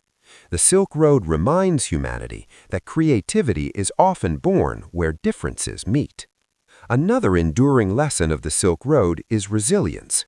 The network survived political collapse, war, and environmental change by adapting. When one route became unsafe, another emerged. This adaptability offers guidance for modern systems facing disruption. Flexibility, diversity, and decentralization increase resilience. The Silk Road did not rely on a single path, it thrived as a network. This principle remains vital in today's interconnected world. The Silk Road also challenges humanity to reconsider the meaning of progress. Material wealth alone did not define success along the ancient routes. Knowledge, reputation, and relationships were equally valuable. In a modern world often obsessed with economic growth, the Silk Road offers a broader definition of prosperity, one that includes cultural richness, mutual understanding, and long-term stability. Migration, one of the defining features of the modern era, also echoes Silk Road patterns. People move for opportunity, safety, and curiosity, just as they did centuries ago. The Silk Road reminds societies that migration is not an anomaly, but a constant in human history. Understanding this can help modern nations approach migration with compassion and realism rather than fear. As humanity faces global challenges such as pandemics, climate crises, and technological disruption, the Silk Road offers a historical lens through which solutions can be imagined. These challenges do not respect borders, just as ancient trade did not. The Silk Road demonstrates that shared problems require shared responses. Cooperation is not merely idealistic, it is practical. The Silk Road shows that peace is often sustained not by ideology, but by shared interest. The future of the Silk Road lies in not rebuilding ancient roads, but in preserving their spirit. This spirit values dialogue over division, curiosity over fear, and connection over isolation. It encourages humanity to see difference as opportunity rather than threat. In this sense, the Silk Road is less a relic of the past and more a blueprint for the future. When the Silk Road is remembered, history often highlights emperors, grand cities, and valuable goods. Yet the true strength of the Silk Road did not come from palaces or policies, but from ordinary people whose lives unfolded along its paths. Part 11 turns its focus toward these individuals, merchants, guides, artisans, families, and travelers, whose daily choices quietly sustained one of the most influential networks in human history. The Silk Road was not walked only by wealthy traders or official envoys. It was also traveled by shepherds guiding animals across familiar valleys, by craftsmen seeking new markets, and by laborers hired to protect caravans or maintain roads. For many, the Silk Road was not an adventure, but a necessity. It was how they earned a living, supported families, and survived in harsh environments. Their routines formed the foundation of long-distance exchange. Caravan life demanded endurance and discipline. Days were spent walking under relentless sun or freezing winds. Nights passed in temporary shelters or crowded caravanserais. Food was simple, water scarce, and danger constant. Yet within this hardship grew a strong sense of community. Travelers depended on one another regardless of origin or belief. Cooperation was not idealistic, it was essential. Trust between strangers often meant the difference between survival and disaster. Women also played a significant, though often overlooked, role in Silk Road societies. While fewer women traveled long distances, many were deeply involved in production and exchange. In China, women worked in silk production, mastering techniques that remained closely guarded secrets for centuries. In Central Asia and the Middle East, women managed households, marketplaces, and local trade while men traveled.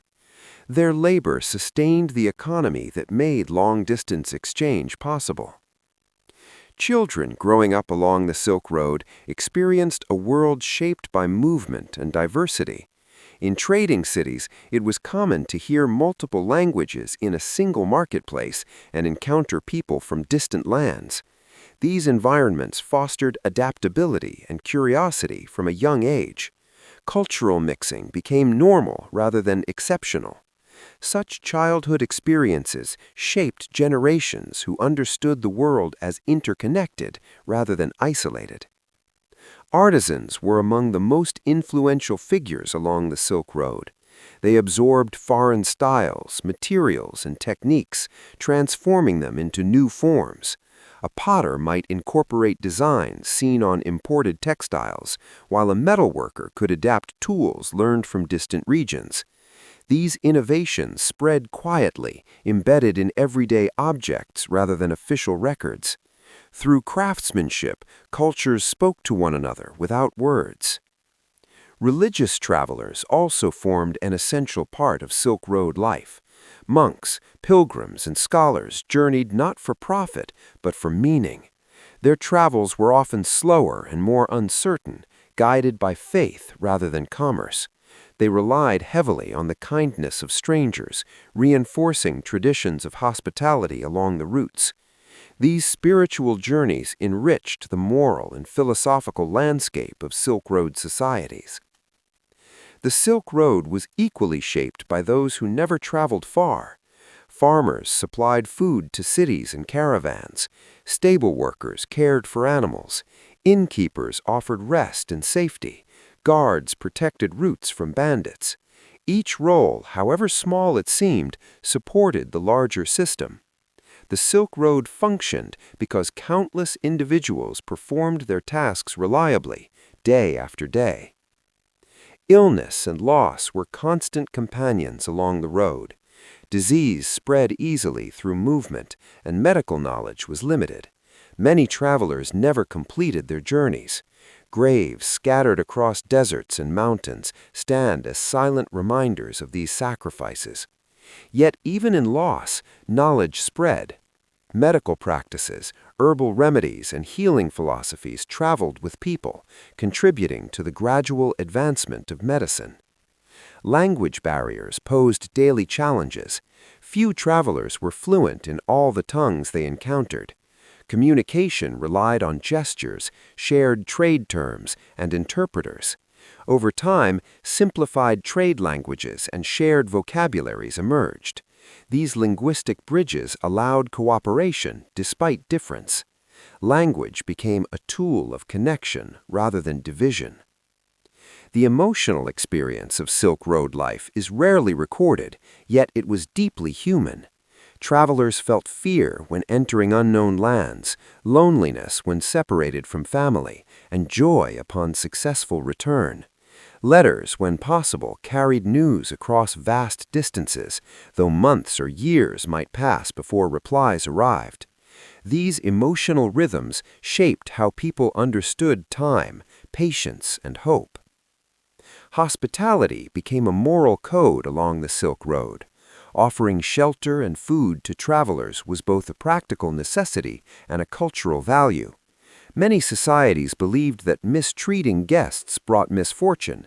This shared ethic created safe spaces in an otherwise dangerous world. Hospitality allowed strangers to become temporary family, reinforcing bonds across cultures. The Silk Road also influenced how people understood identity. Many individuals belonged to multiple worlds at once. A trader might be born in one region, marry into another, and conduct business across many more. Identity became layered rather than singular. This fluidity challenges modern assumptions about fixed national or cultural belonging. Conflict was never absent on the Silk Road, but even conflict revealed human complexity.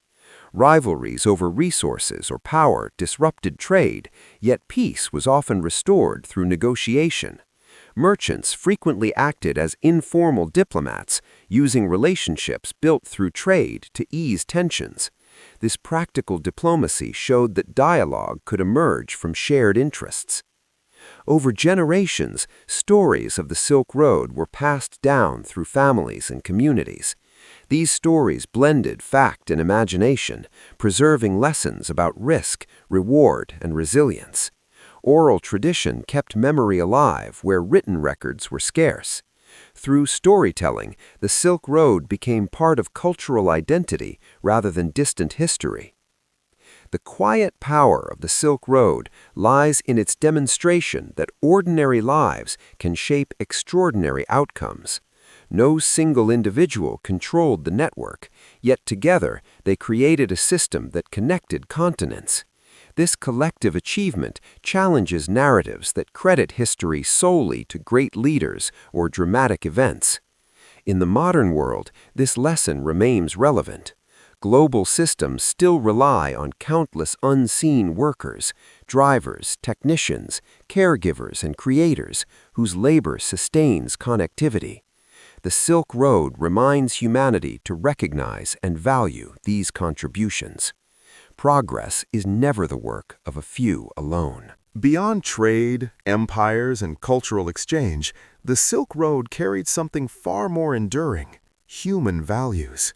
These values were not written into laws or carved into stone, yet they shaped how people interacted across vast distances and deep differences. Part 12 explores the ethical foundations of the Silk Road and the moral lessons it offers to humanity, both in the past and in the present. The Silk Road existed in an environment of uncertainty. Travelers faced unpredictable weather, unfamiliar customs, political instability, and constant danger. In such conditions, survival depended not only on strength or wealth, but on ethical behavior. Trust became a necessity rather than a virtue. A dishonest trader or a violent guide could destroy not only a single journey, but entire networks of exchange. Over time, communities along the Silk Road learned that ethical conduct was essential for long-term prosperity. Honesty played a central role in Silk Road trade. Merchants often conducted business far from home, without legal protection or formal contracts. Reputation was everything. A trader known for fairness could travel widely and find partners easily, while one known for deception would be isolated. This system created an informal but powerful moral economy, where ethical behavior was rewarded and dishonesty carried lasting consequences. Respect for difference was another crucial value shaped by the Silk Road. Travelers encountered unfamiliar religions, languages, clothing, and social customs. Conflict was always possible, yet cooperation proved more beneficial. Over time, tolerance became a practical strategy. People learned to observe local traditions, show respect to sacred spaces, and adapt behavior according to context. This everyday tolerance laid the groundwork for peaceful coexistence among diverse communities. Hospitality emerged as a shared moral principle across Silk Road societies. Offering food, shelter, and protection to travelers was seen as both a duty and a virtue. In many cultures, hospitality carried spiritual significance, with guests viewed as blessings or tests of moral character. This shared ethic created islands of safety across dangerous landscapes, allowing strangers to rely on kindness even when language and culture differed. The Silk Road also fostered a strong sense of mutual responsibility. Caravans traveled together not only for efficiency, but for protection. Each member depended on the others. If one traveler fell ill or was injured, the group often shared resources to ensure survival. This collective mindset reinforced the idea that individual success was tied to group well-being.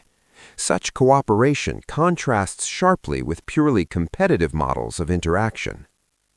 Justice along the Silk Road was often informal but deeply rooted in community values. Local leaders, elders, or merchant guilds resolved disputes through negotiation rather than force. These systems emphasized restoration over punishment, aiming to preserve relationships and stability. The priority was not winning an argument, but maintaining harmony within the network.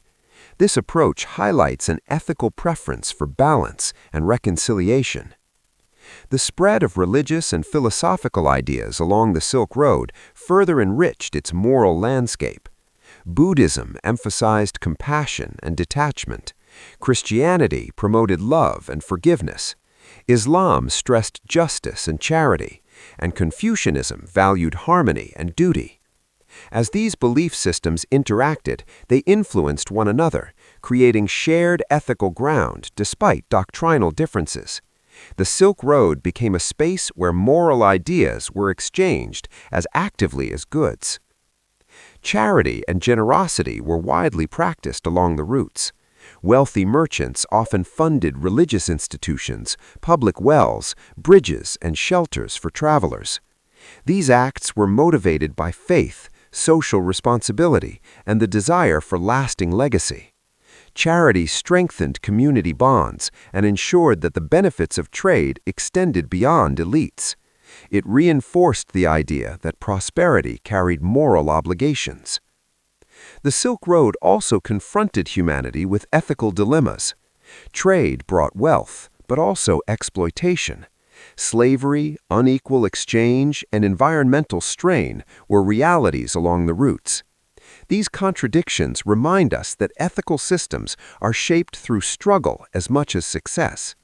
The Silk Road teaches that moral progress is not automatic. It requires reflection, correction, and accountability. Another important value nurtured by the Silk Road was patience. Journeys took months or years, and outcomes were uncertain. Delays, losses, and failures were common. This reality encouraged long-term thinking and emotional resilience. People learned to accept uncertainty and adapt to change. Patience became both a practical skill and a moral strength. The Silk Road also shaped attitudes toward knowledge and learning. Scholars and travelers valued wisdom wherever it came from. Medical practices, scientific ideas, and philosophical texts were shared across cultures. This openness challenged intellectual arrogance and encouraged humility. Knowledge was seen as a collective human achievement rather than the property of a single civilization. Forgiveness and second chances played a subtle but important role in Silk Road ethics. Mistakes were inevitable in such a complex network. A delayed payment or broken agreement could happen for many reasons. Communities often allowed room for explanation and resolution rather than immediate punishment. This flexibility helped maintain trust over long distances and long periods. The Silk Road's ethical framework was not perfect or uniform, but it was adaptive. Values evolved as societies interacted, learning from one another's strengths and weaknesses. This adaptability allowed moral systems to respond to new challenges rather than remain rigid. The Silk Road demonstrates that ethical resilience comes from openness to change. In the modern world, these Silk Road values remain deeply relevant. Globalization presents similar challenges of trust, diversity, and responsibility. The ancient roots remind humanity that ethical behavior is not an obstacle to success, but its foundation. Without shared values, connectivity collapses into conflict. Education can play a vital role in preserving and applying these lessons. Teaching the Silk Road as a moral as well as historical phenomenon encourages students to think critically about ethics in a global context. It helps them understand that values are shaped through interaction and shared experience. As the Silk Road evolved across centuries, it did more than connect markets and cities. It quietly reshaped how people understood themselves and others. Part 13 explores how the Silk Road contributed to the formation of a global identity long before the modern concept of a global world existed. Through repeated encounters, shared experiences, and mutual influence, the Silk Road helped humanity begin to see itself as part of a wider, interconnected whole. Before the Silk Road, identity was largely local. People defined themselves by village, tribe, kingdom, or faith. Distant lands existed mostly as rumors or myths. The Silk Road challenged these narrow boundaries by making distant cultures visible and tangible. A merchant from China could encounter Persian customs, Indian beliefs, or Roman coins. These encounters expanded personal and collective identity, introducing the idea that one could belong to a local community while also participating in a broader world. Trading cities along the Silk Road became laboratories of global identity. In places like Samarkand, Kashgar, and Baghdad, people from many regions lived side by side. Languages mixed in marketplaces, foods blended in kitchens, and clothing styles reflected diverse influences. Daily life in these cities normalized diversity. Over time, residents developed hybrid identities shaped by interaction rather than isolation. These urban centers demonstrated that coexistence across difference was not only possible, but productive. The Silk Road also blurred the boundaries between foreign and familiar. Goods from distant lands became part of everyday life. Paper, spices, musical instruments, and artistic motifs were absorbed into local cultures. As these items became common, their foreign origins faded from memory. This process shows how global influence can become seamlessly integrated into local identity, enriching it rather than replacing it. Language played a central role in shaping global identity along the Silk Road. Multilingualism was common among traders and city dwellers. Interpreters, translators, and scholars facilitated communication across cultures. Over time, shared vocabularies emerged, especially in trade and administration. Language became a bridge rather than a barrier, allowing people to navigate multiple cultural worlds with ease. Religious exchange further deepened the sense of shared humanity. Pilgrims and missionaries traveled alongside merchants, spreading spiritual ideas that emphasized universal values such as compassion, justice, and moral responsibility. As religions adapted to new cultural contexts, they developed local expressions while retaining core principles. This balance between universality and diversity reinforced the idea that humanity could share values without erasing differences. The Silk Road also influenced how people perceived time and history. Stories of distant empires, ancient traditions, and future possibilities circulated along the routes. These narratives connected local histories to a broader human story. People began to see themselves not only as participants in local events, but as part of a long, interconnected timeline that stretched across continents. Art and aesthetics reflected this emerging global identity. Artistic styles blended influences from many regions, creating forms that could not be traced to a single origin. Buddhist art in Central Asia, for example, combined Indian symbolism with Greek realism and Chinese techniques. These hybrid forms expressed a shared visual language, demonstrating how creativity thrives through exchange. The Silk Road also reshaped social values related to belonging and difference. Repeated interaction reduced fear of the unfamiliar. While prejudice never disappeared, familiarity encouraged empathy. People learned that strangers could become partners, neighbors, or friends. This shift laid the groundwork for more inclusive forms of identity that recognized common humanity alongside cultural distinction. Economic interdependence reinforced this sense of global belonging. Communities relied on distant producers and consumers for prosperity. A disruption in one region could affect many others. This interdependence encouraged awareness of shared fate. The Silk Road taught societies that isolation was neither practical nor desirable in an interconnected world. Education and scholarship further strengthened global identity. Scholars traveled to study foreign texts, sciences, and philosophies. Knowledge was valued regardless of origin. This openness challenged intellectual boundaries and promoted the idea that wisdom belonged to humanity as a whole.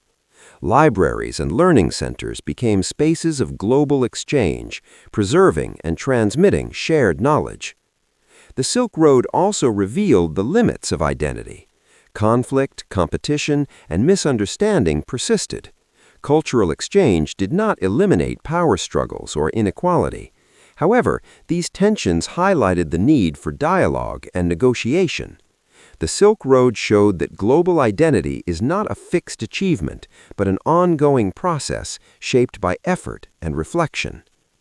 In the modern era, the concept of global identity has become more explicit, yet it remains contested.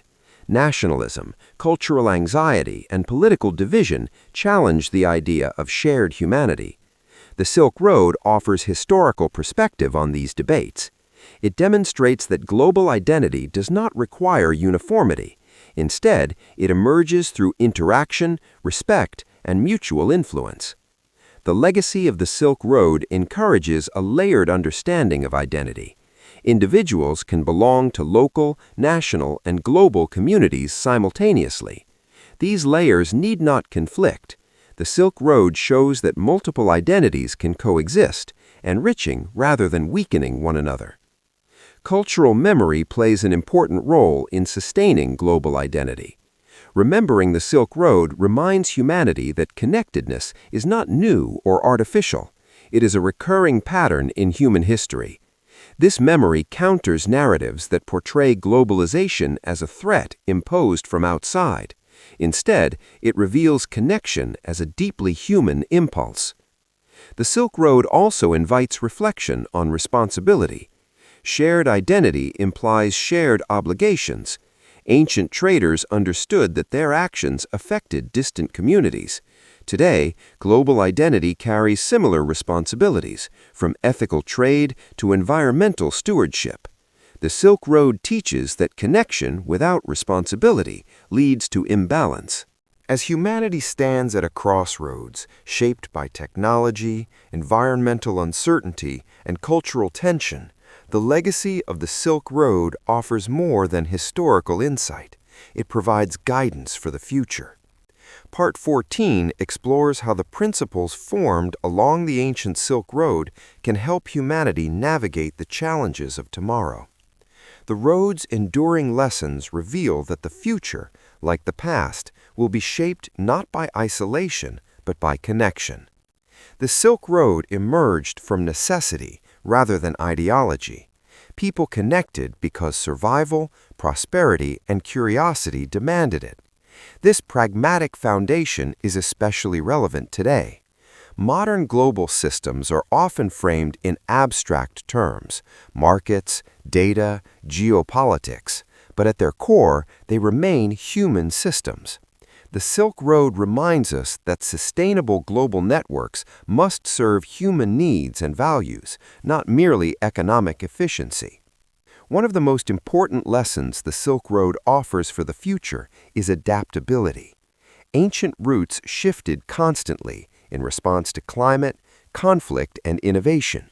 When deserts expanded or empires collapsed, traders found new paths. This flexibility allowed the network to survive for centuries. In the modern world, where rapid change is the norm, adaptability is equally essential. Societies that resist change risk stagnation, while those that adapt thoughtfully can thrive. Technology represents today's most powerful form of connectivity.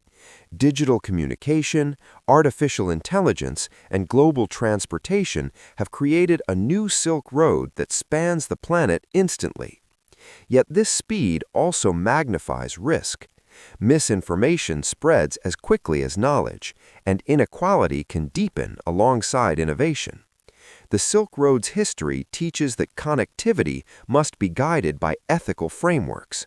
Without trust, responsibility, and shared values, networks collapse under their own weight.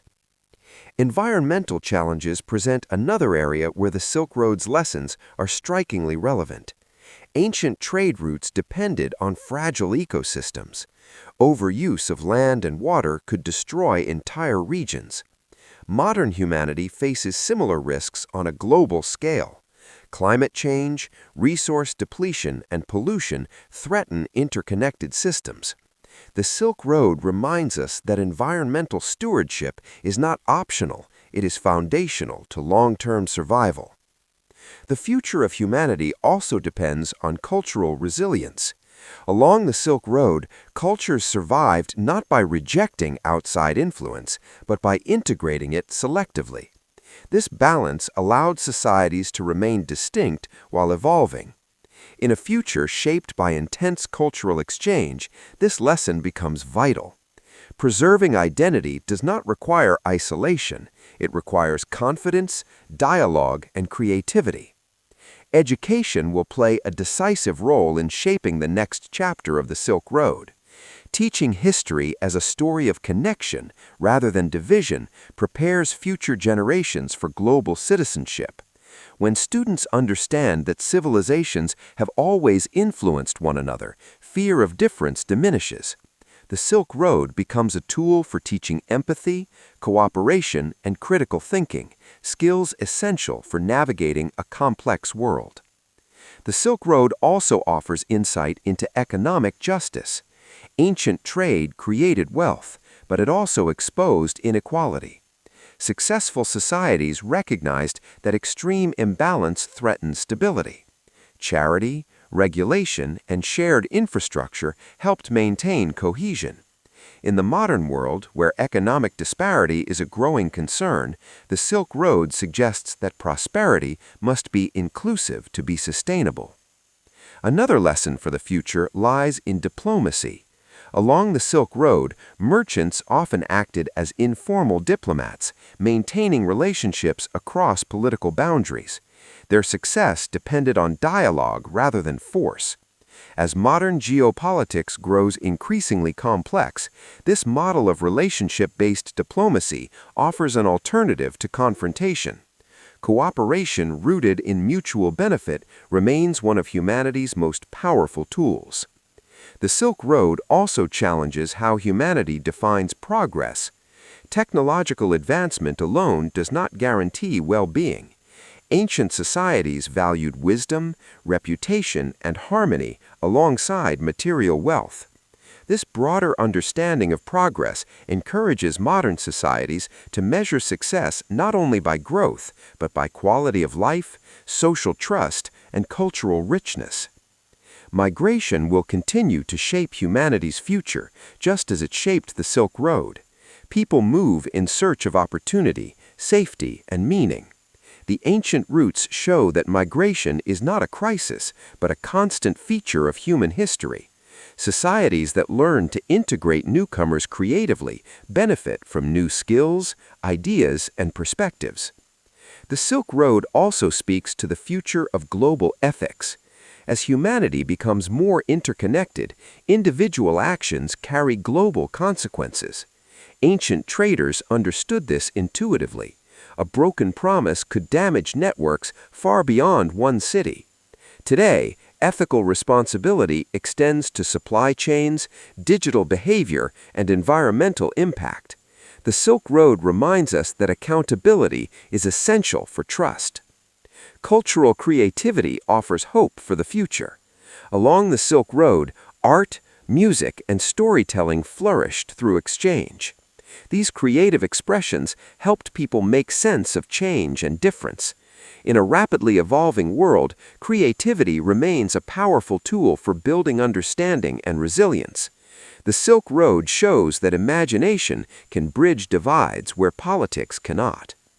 The future Silk Road will be defined not just by geography. It will exist wherever ideas, values, and people meet.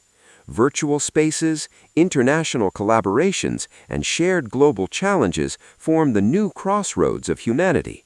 The ancient road teaches that these spaces must be nurtured with care, guided by respect and shared purpose. As humanity faces existential questions about technology, identity, and survival, the Silk Road offers a long view. It shows that civilizations rise and fall, but connection endures. The ability to learn from others, adapt to change, and cooperate across difference has always been humanity's greatest strength. As the long journey of the Silk Road reaches its final chapter, it becomes clear that this ancient network was never meant to end in silence.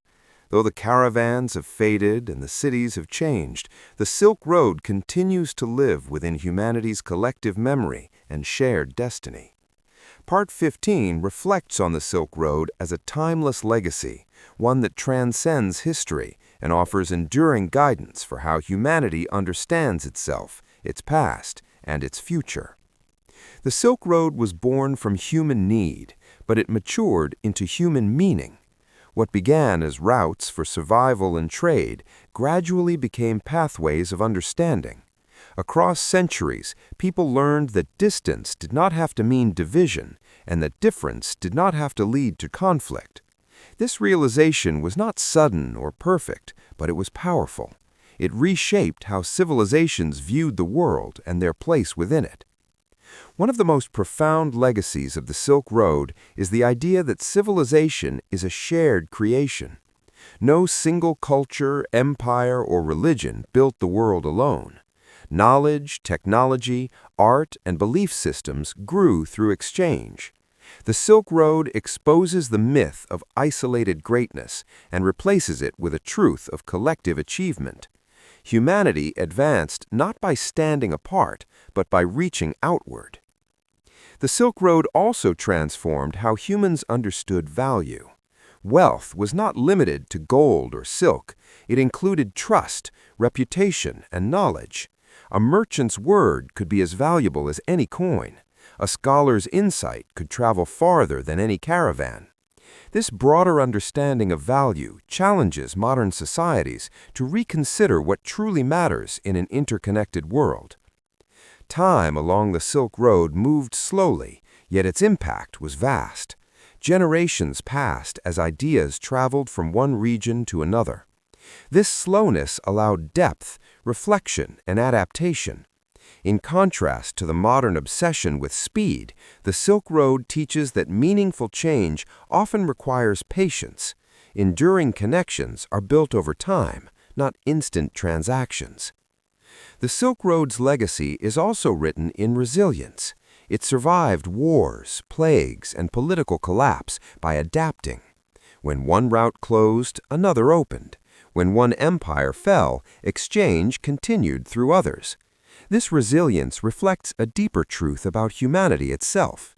Systems rooted in cooperation and flexibility endure longer than those built on force alone. At its heart, the Silk Road was a human story. It was shaped by fear and hope, loss and discovery. Travelers faced uncertainty each day, yet they continued forward. Their courage reminds us that progress often begins with vulnerability, the willingness to step into the unknown. This human courage remains relevant in a world still defined by uncertainty. The Silk Road also leaves behind a moral inheritance. It demonstrated that ethics are not luxuries, but necessities in connected systems. Trust, tolerance, hospitality, and responsibility were not abstract ideals, they were practical tools for survival. These values allowed strangers to cooperate and networks to endure. In the modern world, where global systems are more complex than ever, these same values remain essential. Cultural identity emerged stronger, not weaker, through the Silk Road. Societies learned to absorb influence without losing themselves. This balance between continuity and change offers guidance for modern debates about globalization and tradition. The Silk Road shows that identity is not erased by exchange, it is refined through it. The legacy of the Silk Road also challenges how history is remembered. It invites humanity to look beyond borders and recognize shared heritage. This perspective fosters humility, reminding us that no culture stands alone and no achievement is purely individual. Remembering the Silk Road is an act of recognition, acknowledging the countless lives that shaped a connected world. Education carries this legacy forward. Teaching the Silk Road as a story of connection rather than conquest reshapes how future generations understand history. It encourages empathy, curiosity, and global awareness. Through education, the Silk Road continues its journey into minds and hearts yet to be formed. In the modern era, humanity stands on a new Silk Road, defined by technology, migration, and global challenges. Information moves faster than caravans ever could, yet the ethical questions remain strikingly similar. How do we build trust across distance? How do we balance self-interest with shared responsibility? The Silk Road does not provide easy answers, but it offers tested principles. The Silk Road's final lesson may be its most important. Connection is a choice. Ancient traders chose cooperation over isolation, dialogue over fear. Those choices shaped centuries of history. Today, humanity faces similar choices on a global scale. The future depends not on technology alone, but on the values that guide its use. As this series concludes, the Silk Road emerges not as a closed chapter, but as an open path. Its story does not end in the past, it continues wherever people seek understanding across difference. Every act of cultural exchange, every effort at cooperation extends the road further into the future. The Silk Road reminds humanity that it has always been one world, even when it did not realize it. Borders may divide maps, but human experience remains shared. The road teaches that destiny is not written by isolation, but by relationship. In the end, the Silk Road is a mirror. It reflects humanity's capacity for curiosity, creativity, conflict, and compassion. It shows what is possible when people choose connection despite risk. It also warns of the cost when trust is broken and balance ignored. Although the ancient Silk Road belongs to history, its spirit continues to shape the modern world in powerful and often invisible ways. In the 21st century, humanity lives in an era of unprecedented connectivity, yet the fundamental challenges of exchange, trust, and coexistence remain strikingly familiar. Part 16 explores how the idea of the Silk Road survives in modern imagination and how its lessons influence the future of global connection. In the modern imagination, the Silk Road has become a symbol rather than a physical route. It represents cultural exchange, economic interdependence, and the blending of civilizations. Historians, artists, filmmakers, and policymakers alike invoke the Silk Road to describe a world where borders are porous and ideas travel freely. This symbolic Silk Road reminds humanity that globalization is not a new phenomenon, but a continuation of patterns established thousands of years ago.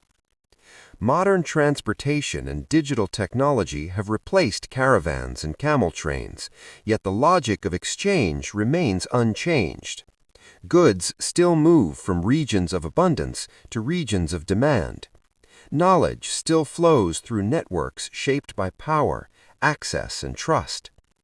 Just as ancient merchants relied on intermediaries and shared norms, modern global systems depend on cooperation, regulation, and mutual understanding. The Silk Road provides a historical framework for understanding these systems. In recent decades, the Silk Road has re-emerged in political and economic discourse. Governments and institutions reference it when proposing new trade corridors, infrastructure projects, and international partnerships. These modern initiatives often aim to revive the idea of East-West connectivity, linking Asia, Europe, Africa, and beyond. While the technologies are new, the ambitions echo those of the past: prosperity through connection. However, modern attempts to recreate the Silk Road also reveal its complexities. The ancient routes thrived not only because of trade, but because of cultural respect and local autonomy. When power became too centralized or exploitative, routes declined. This historical reality offers a warning to modern policymakers. Connectivity without equity can lead to resistance, instability, and fragmentation. The Silk Road's influence is especially visible in global cities. Modern metropolises resemble ancient caravan hubs in their diversity and dynamism. Languages, cuisines, religions, and traditions coexist within shared spaces. These cities function as cultural crossroads, much like Samarkand, Baghdad, or Chang'an once did. They demonstrate that diversity, when supported by inclusive institutions, can be a source of strength rather than conflict. Education plays a crucial role in preserving the Silk Road's legacy. Universities and research centers increasingly emphasize cross-cultural studies, global history, and interdisciplinary learning. By teaching the Silk Road as a story of interaction rather than domination, educators encourage students to see the world as interconnected. This perspective fosters empathy and prepares future generations to navigate global challenges. The Silk Road also resonates deeply in art and literature. Writers and artists draw inspiration from its landscapes, myths, and human stories. Through novels, films, and visual art, the Silk Road becomes a canvas for exploring themes of journey, identity, and transformation. These creative interpretations keep the Silk Road alive, not as a static past, but as a living source of meaning. Technology has created a new kind of Silk Road, one made of data rather than dust. Digital networks connect people instantly across continents. Ideas spread faster than ever, yet this speed brings new risks. Misinformation, cultural misunderstanding, and digital inequality threaten the balance once maintained through slower, more deliberate exchange. The Silk Road's history reminds us that communication requires responsibility as well as access. Environmental challenges add another layer to the Silk Road's modern relevance. Ancient traders respected natural rhythms, planning journeys around seasons and landscapes. Today's global systems often ignore ecological limits, leading to climate change and resource depletion. The Silk Road's sustainable practices offer lessons in balance and adaptation that are increasingly urgent. The concept of trust remains central. On the Silk Road, trust was built through repeated interaction, shared customs, and mutual dependence. In the modern world, trust must be rebuilt at a global scale between nations, corporations, and communities. Without trust, even the most advanced networks become fragile. History shows that trust is not automatic, it must be cultivated. Migration, both voluntary and forced, mirrors ancient patterns of movement along the Silk Road. People continue to travel in search of opportunity, safety, and meaning. These movements challenge societies to balance security with compassion. The Silk Road reminds us that migration has always been a driver of cultural enrichment and innovation. The future of the Silk Road lies not in recreating its physical roots, but in embodying its values. Openness, curiosity, respect, and cooperation are timeless principles. As humanity faces global challenges such as climate change, pandemics, and technological disruption, these values become essential tools for survival. The Silk Road also invites reflection on power. Ancient empires rose and fell along its paths, but the network itself endured longer than any single state. This suggests that systems based on shared benefit outlast those based on domination. The future of global connection may depend on decentralized, cooperative models rather than rigid hierarchies. In cultural terms, the Silk Road encourages humility. It reminds humanity that progress is cumulative and collective. Innovations emerge through exchange, not isolation. Recognizing this truth can reduce cultural arrogance and foster mutual respect in an increasingly polarized world. As humanity looks forward, the Silk Road serves as both inspiration and caution. It shows what is possible when people choose connection, but also what is lost when balance is ignored. Its history urges careful stewardship of global systems, emphasizing long-term sustainability over short-term gain. While empires, kings, and merchants often dominate historical narratives of the Silk Road, the true lifeblood of this vast network was ordinary people. Farmers, artisans, guides, translators, innkeepers, monks, sailors, and nomads sustained the Silk Road through their daily labor and quiet resilience. Part 17 turns attention away from grand strategies and focuses on the lived experiences of those whose lives unfolded along the routes of exchange. For many villagers near Silk Road routes, the road was both a blessing and a burden. Caravans brought wealth, news, and opportunity, but also uncertainty and risk. A successful trading season could transform a small settlement into a thriving market town. A failed season, war or epidemic, could bring sudden hardship. Life along the Silk Road required adaptability and endurance. Farmers played a critical yet often overlooked role. They supplied food for caravans, animals, and cities. Without steady agricultural production, long-distance trade would have been impossible. Farmers adjusted crops to meet demand, growing grains, fruits, and fodder suited to travelers and pack animals. Their labor formed the foundation upon which global exchange rested. Artisans transformed raw materials into objects of value. Silk weavers, metalworkers, glassmakers, potters, and jewelers infused local traditions into products that traveled thousands of miles. Each object carried the imprint of its maker, blending craftsmanship with cultural identity. Through their work, artisans became silent ambassadors of their societies. Caravan guides and translators occupied a unique position.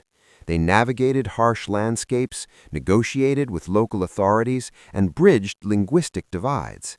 Their knowledge was practical rather than written, passed down through experience and oral tradition. These individuals embodied the Silk Road's spirit of connection, turning unfamiliar worlds into navigable spaces. Innkeepers and caravanserai managers created islands of safety in dangerous environments. These rest stops offered shelter, food, water, and companionship. Within their walls, strangers shared stories, rumors, and laughter. Caravanserai became microcosms of the Silk Road itself, where diversity was not only tolerated but necessary for survival. Nomadic communities were among the most influential participants in Silk Road life. Often portrayed as outsiders, nomads controlled key routes and provided animals, protection, and guidance. Their mobility allowed them to adapt quickly to changing political and economic conditions. Nomads challenged sedentary societies' assumptions about civilization and stability. Women along the Silk Road played vital roles that history frequently underrepresents. They managed households, produced textiles, ran businesses, and participated in religious and cultural exchange. In some regions, women acted as traders and intermediaries, shaping local economies. Their contributions ensured continuity across generations. Religious figures traveled the Silk Road as pilgrims, missionaries, and scholars. Buddhist monks carried scriptures across deserts. Islamic scholars shared knowledge in madrasas, and Christian missionaries sought converts in distant lands. These journeys were acts of devotion and courage, spreading ideas that reshaped spiritual landscapes. Children growing up along the Silk Road experienced a world of constant movement. They heard foreign languages, tasted unfamiliar foods, and witnessed diverse customs. This exposure fostered curiosity and adaptability. For many, the Silk Road was not an abstraction, but a daily reality, shaping identity and worldview. Disease and hardship were constant companions. Plagues traveled alongside trade goods, leaving devastation in their wake. Communities learned painful lessons about vulnerability and resilience. Healing practices spread as well, blending medical knowledge from multiple cultures. Even suffering became a channel for exchange. Conflict was unavoidable. Banditry, warfare, and political instability disrupted lives and livelihoods. Ordinary people bore the greatest costs, yet they also developed strategies for survival. Alliances, negotiations, and local diplomacy often mattered more than imperial decrees. Despite hardship, moments of joy and connection flourished. Festivals, markets, and shared meals created bonds across cultural divides. Music, storytelling, and art offered comfort and meaning. These human experiences remind us that the Silk Road was not only about commerce, but about living. The Silk Road shaped identity in subtle ways. People learned to balance tradition with adaptation. Exposure to difference did not erase culture, it enriched it. Hybrid languages, cuisines, and customs emerged, reflecting layered histories of contact.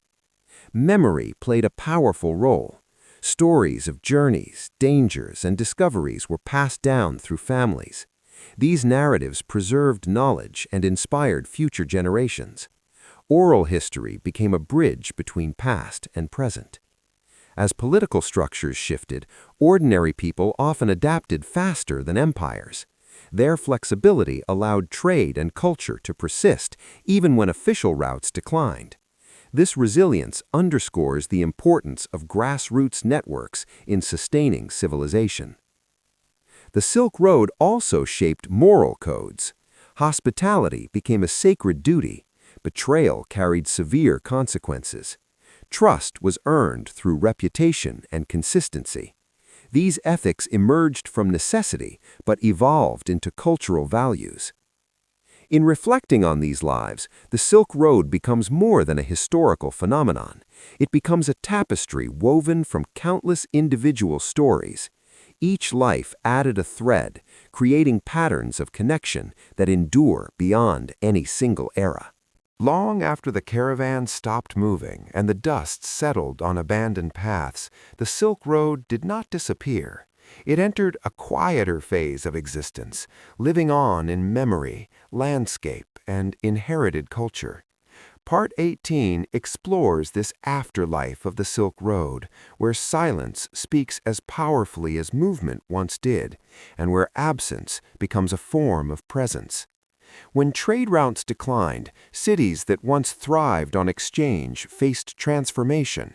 Some faded into ruins, reclaimed by desert winds and shifting sands. Others adapted, shrinking in size but preserving fragments of their former identity. These places became living archives where stone walls, broken pottery, and faded murals whispered stories of distant travelers and forgotten languages. The landscape itself remembers the Silk Road. Mountain passes worn smooth by countless footsteps, wells dug to sustain caravans, and roads carved into rock remain long after human voices fall silent. Nature absorbed the road without erasing it completely. The land became a silent historian, preserving traces of movement across centuries. Memory along the Silk Road was often carried through storytelling rather than written records. Families passed down tales of ancestors who traveled far, faced danger, and returned changed. These stories blurred the line between history and myth, yet preserved essential truths about courage, loss, and discovery. Memory became a form of inheritance. As empires collapsed, the Silk Road fragmented into regional networks. Exchange continued on smaller scales, shaped by local needs rather than global ambition. This decentralization reflected a shift from grand narratives to everyday survival. The road adapted by becoming quieter, less visible, but still meaningful. Religious traditions played a key role in preserving Silk Road memory. Pilgrimage routes overlapped with former trade paths. Sacred sites replaced markets as gathering points. Temples, mosques, monasteries, and shrines became anchors of continuity, maintaining connections across distance through shared belief. Art became a vessel for remembrance. Patterns in textiles, motifs in architecture, and melodies in music carried echoes of distant influence. Even when origins were forgotten, the blended forms remained. Cultural memory survived through aesthetics embedded in daily life. Languages evolved along the Silk Road, absorbing words from multiple sources. Long after trade declined, borrowed vocabulary remained, shaping how people described the world. Language preserved contact where geography no longer did. Silence became a defining feature of the Silk Road's later centuries. Where once there was noise, bells, voices, animals, there was now stillness. Yet this silence was not emptiness. It allowed reflection. It invited imagination. It transformed the road from a physical reality into a symbolic one. Travelers in later eras encountered ruins and legends rather than bustling markets. They wrote of lost cities and vanished wealth. These accounts romanticized the Silk Road, turning it into a symbol of impermanence. The road became a reminder that even the greatest systems fade. The Silk Road's decline also reshaped identity. Communities once defined by exchange turned inward, strengthening local traditions, yet traces of openness remained. Hospitality customs, culinary diversity, and tolerance toward difference persisted as cultural habits shaped by centuries of contact. Time along the Silk Road slowed. Without constant movement, generations experienced continuity rather than change. This stillness allowed deeper roots, but also limited innovation. The balance between stability and stagnation became a defining challenge. The memory of the Silk Road was uneven. Some regions celebrated it as a golden age, while others remembered hardship and exploitation. These differing perspectives remind us that history is not singular. The road meant different things to different people. In literature and scholarship, the Silk Road gradually transformed into an idea. Writers used it as a metaphor for journey, connection, and loss. Scholars reconstructed its roots through fragments, maps, and artifacts. The road lived on through interpretation. Colonial and modern explorers rediscovered the Silk Road with new eyes. They framed it within emerging global narratives, sometimes romanticizing, sometimes simplifying. Their interpretations shaped modern understanding, blending curiosity with bias. Museums became modern caravanserais of memory. Objects once traded for survival were displayed as heritage. Silk, coins, manuscripts, and tools gained new meaning as symbols of shared history. Preservation replaced exchange. Education revived the Silk Road as a teaching tool. It offered a way to explain globalization before modernity. Through the Silk Road, students learned that cultural interaction is ancient and inevitable. The road became a bridge between past and present. The Silk Road's afterlife also exists in the human imagination. It represents a longing for connection without domination, exchange without erasure. In a fractured world, it offers a vision of coexistence shaped by necessity and respect. Silence allows lessons to emerge. The Silk Road teaches that systems rise and fall, but relationships endure. That movement creates meaning, but stillness preserves it. That history does not end, it transforms. Modern societies often fear decline, yet the Silk Road's afterlife suggests another perspective. Endings are not failures, they are transitions. What fades physically may endure culturally. The road's quiet centuries remind us that influence does not require visibility. Ideas planted long ago continue to shape thought, art, and behavior. The Silk Road's greatest impact unfolded slowly across generations. The Silk Road, when viewed across the full span of history, reveals itself not merely as a network of routes, but as a state of being deeply rooted in the human condition. Long after its physical paths faded into dust and memory, the essence of the Silk Road continued to move through time, carried by human curiosity, restlessness, and the desire to connect. Part 19 explores the idea that the Silk Road never truly ended because it was never only a road, it was a way of living in the world.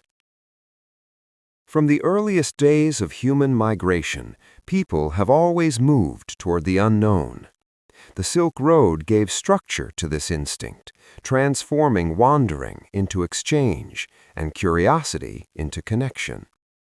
Even when trade slowed or stopped, the impulse that created the Silk Road remained alive. Humans continued to seek stories, ideas, and meaning beyond their immediate surroundings. In this sense, the Silk Road became internal, woven into thought and imagination. The rhythm of the Silk Road was slow, deliberate, and patient. Caravans measured distance not in miles, but in days, seasons, and endurance. This rhythm shaped a worldview that valued anticipation and reflection. In modern times, when speed dominates life, remembering this slower rhythm offers a form of quiet resistance. The Silk Road reminds humanity that depth often comes from slowness.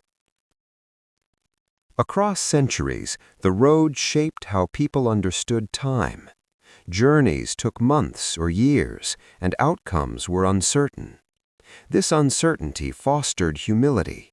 Travelers learned to accept loss, delay, and change. Such acceptance softened rigid identities and encouraged adaptability. These qualities allowed cultures to survive long after political power faded. The Silk Road also reshaped the meaning of home.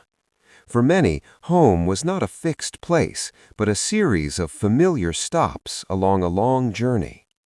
Caravanserais, ports, and market towns became temporary homes where belonging was created through shared experience rather than shared origin.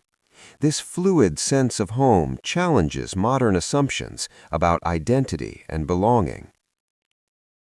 Memory played a central role in sustaining the Silk Road's spirit. Even when routes disappeared, people remembered ancestors who traveled far and returned transformed. These memories became moral lessons about courage, generosity, and resilience. Through memory, the road continued to guide behavior. The Silk Road taught humanity how to live with difference. Travelers encountered unfamiliar customs, beliefs, and appearances daily. Survival depended on tolerance and negotiation. Over time, difference became normalized rather than feared. This lesson remains vital in a world still struggling with division. silence became one of the Silk Road's final teachers. When movement stopped, reflection began. Ruins, empty paths, and forgotten cities invited contemplation about impermanence. The road taught that nothing lasts forever, yet nothing truly disappears. Influence lingers in subtle ways. The Silk Road also revealed the limits of power.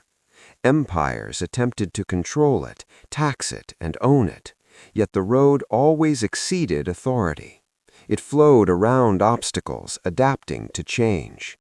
This resilience suggests that systems rooted in human cooperation outlast those imposed by force. In its later centuries, the Silk Road lived more in imagination than reality. Poets, scholars, and travelers wrote of it as a lost golden age. These stories transformed the road into a symbol of unity and longing. Myth and history blended, keeping the road alive in cultural consciousness. Modern globalization echoes the Silk Road's patterns, but often lacks its patience. Goods move faster, yet understanding moves slowly. The Silk Road warns that connection without comprehension can create imbalance. Its legacy urges humanity to slow down and listen. The road also teaches that exchange is not neutral. Every interaction carries ethical weight. Ancient traders learned that exploitation undermined trust and threatened survival. Today's global systems face the same truth. Sustainability depends on fairness. The Silk Road's human stories reveal that progress is fragile. Innovation flourishes in openness, but withers in fear. Periods of tolerance produced creativity, while intolerance led to decline. These cycles repeat across history, offering lessons for the present. At its core, the Silk Road was an act of hope. Every journey assumed that the world beyond the horizon held possibility. This hope sustained travelers through danger and uncertainty. It remains one of the road's greatest gifts to humanity. The Silk Road also shaped how humans understand wealth. True wealth was not only material, but relational. Trust, reputation, and friendship mattered as much as goods. This broader definition of wealth challenges modern materialism. As the road faded physically, it became philosophical. It asked enduring questions. How do we meet the unfamiliar? What do we owe strangers? How do we balance self-interest with shared survival? These questions remain unanswered, yet essential. The Silk Road's endurance lies in its adaptability. It changed form across centuries, responding to new conditions. This adaptability offers guidance for humanity facing rapid change. Survival depends not on rigidity, but on responsiveness. Part 19 suggests that every generation walks its own Silk Road. The routes differ, but the challenges remain. We navigate cultural difference, uncertainty, and interdependence daily. The ancient road becomes a mirror reflecting our choices. The Silk Road invites humility. It reminds humanity that no culture is complete alone. Every society is shaped by others, whether acknowledged or not. Recognizing this truth fosters respect. The road also offers comfort. It shows that humanity has faced complexity before and survived. Connection, though risky, has always been worth the effort. Cooperation has repeatedly overcome fear. As this chapter draws toward stillness, the Silk Road appears less as history and more as presence. It exists wherever people choose dialogue over silence and curiosity over suspicion.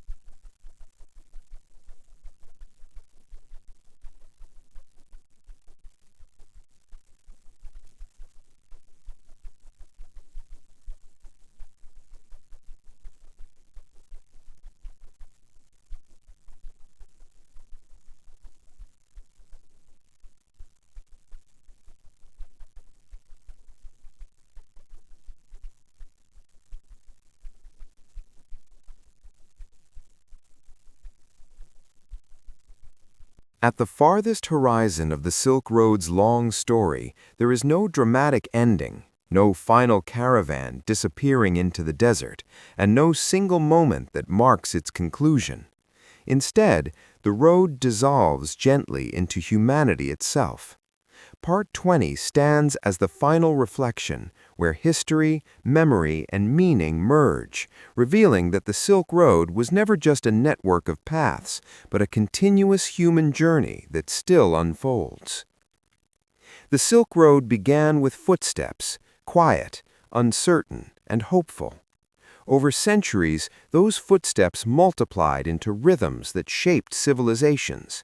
Yet what endures is not the sound of movement, but the imprint it left on how humans relate to one another. The road taught humanity that distance could be crossed, difference could be negotiated, and survival could be shared. These lessons outlived the road's physical form. As time passed, the Silk Road quietly stepped away from geography and entered philosophy. It became a way of thinking about the world. It suggested that no culture exists in isolation, and no idea is born alone. Everything meaningful is shaped by encounter. This understanding challenges the illusion of purity and reminds humanity that mixture is not weakness, but strength. The final horizon of the Silk Road reveals a truth often overlooked in history. Connection is fragile, yet essential. The road thrived only when trust existed. When fear, greed, or domination replaced cooperation, the routes fractured. This pattern repeats across time, offering a warning as relevant now as it was centuries ago. Systems built without care eventually collapse under their own weight. The Silk Road also redefined the meaning of progress. Progress was not linear or guaranteed. It advanced through trial, error, and adaptation. Periods of openness produced creativity and exchange, while periods of closure led to stagnation. This rhythm teaches that progress is a choice, renewed by each generation. At its heart, the Silk Road was human scale. It moved at the pace of breath, footsteps, and seasons. This scale fostered reflection and responsibility. Travelers knew that their actions mattered because consequences were immediate. In contrast, modern systems often obscure responsibility through distance. The Silk Road reminds humanity to reconnect action with consequence. The road's final lesson lies in its impermanence. Nothing along the Silk Road lasted forever, not cities, empires, or routes. Yet impermanence did not erase meaning. Instead, it deepened it. Knowing that things end gave urgency to kindness, fairness, and memory. Impermanence turned exchange into legacy. The Silk Road also teaches that silence is not emptiness. When movement stopped, reflection began. Ruins became teachers. Absence invited imagination. In stillness, the road revealed its deeper purpose, not accumulation, but understanding. Silence allowed the road to transform from activity into wisdom. Throughout its existence, the Silk Road balanced risk and hope. Every journey carried danger, yet people continued to travel. This willingness to risk discomfort for connection defines humanity itself. Without it, the world would remain fragmented and fearful. The Silk Road honors this courage. The final horizon also invites humility. The road shows that no civilization stands above others. All were dependent, all were vulnerable. Even the most powerful empires relied on cooperation beyond their borders. This humility is essential for a future defined by interdependence. The Silk Road's legacy challenges modern humanity to rethink globalization. Speed and scale have increased, but wisdom has not always followed. The ancient road suggests that connection must be guided by ethics. Without respect, exchange becomes exploitation. Without listening, communication becomes noise. The Silk Road also reframes identity. It shows that identity is not fixed, but layered. People along the road carried multiple influences without losing themselves. This fluid identity allowed resilience. In a world struggling with rigid definitions, the Silk Road offers an alternative rooted in openness. Memory ensures that the Silk Road does not fade. Memory lives in language, art, food, customs, and values. Even when origins are forgotten, influence remains. Memory transforms history into legacy. The Silk Road also teaches that silence is not emptiness. When movement stopped, reflection began. Ruins became teachers. Absence invited imagination. In stillness, the road revealed its deeper purpose, not accumulation, but understanding. Silence allowed the road to transform from activity into wisdom. Throughout its existence, the Silk Road balanced risk and hope. Every journey carried danger, yet people continued to travel. This willingness to risk discomfort for connection defines humanity itself. Without it, the world would remain fragmented and fearful. The Silk Road honors this courage. The final horizon also invites humility. The road shows that no civilization stands above others. All were dependent. All were vulnerable. Even the most powerful empires relied on cooperation beyond their borders. This humility is essential for a future defined by interdependence. The Silk Road's legacy challenges modern humanity to rethink globalization. Speed and scale have increased, but wisdom has not always followed. The ancient road suggests that connection must be guided by ethics. Without respect, exchange becomes exploitation. Without listening, communication becomes noise. The Silk Road also reframes identity. It shows that identity is not fixed, but layered. People along the road carried multiple influences without losing themselves. This fluid identity allowed resilience.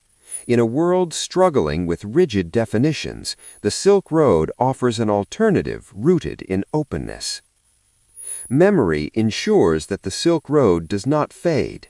Memory lives in language, art, food, customs, and values. Even when origins are forgotten, influence remains. Memory transforms history into legacy. The Silk Road also teaches that silence is not emptiness. When movement stopped, reflection began. Ruins became teachers. Absence invited imagination. In stillness, the road revealed its deeper purpose, not accumulation, but understanding. Silence allowed the road to transform from activity into wisdom. Throughout its existence, the Silk Road balanced risk and hope. Every journey carried danger, yet people continued to travel. This willingness to risk discomfort for connection defines humanity itself. Without it, the world would remain fragmented and fearful. The Silk Road honors this courage. The final horizon also invites humility. The road shows that no civilization stands above others. All were dependent. All were vulnerable. Even the most powerful empires relied on cooperation beyond their borders. This humility is essential for a future defined by interdependence.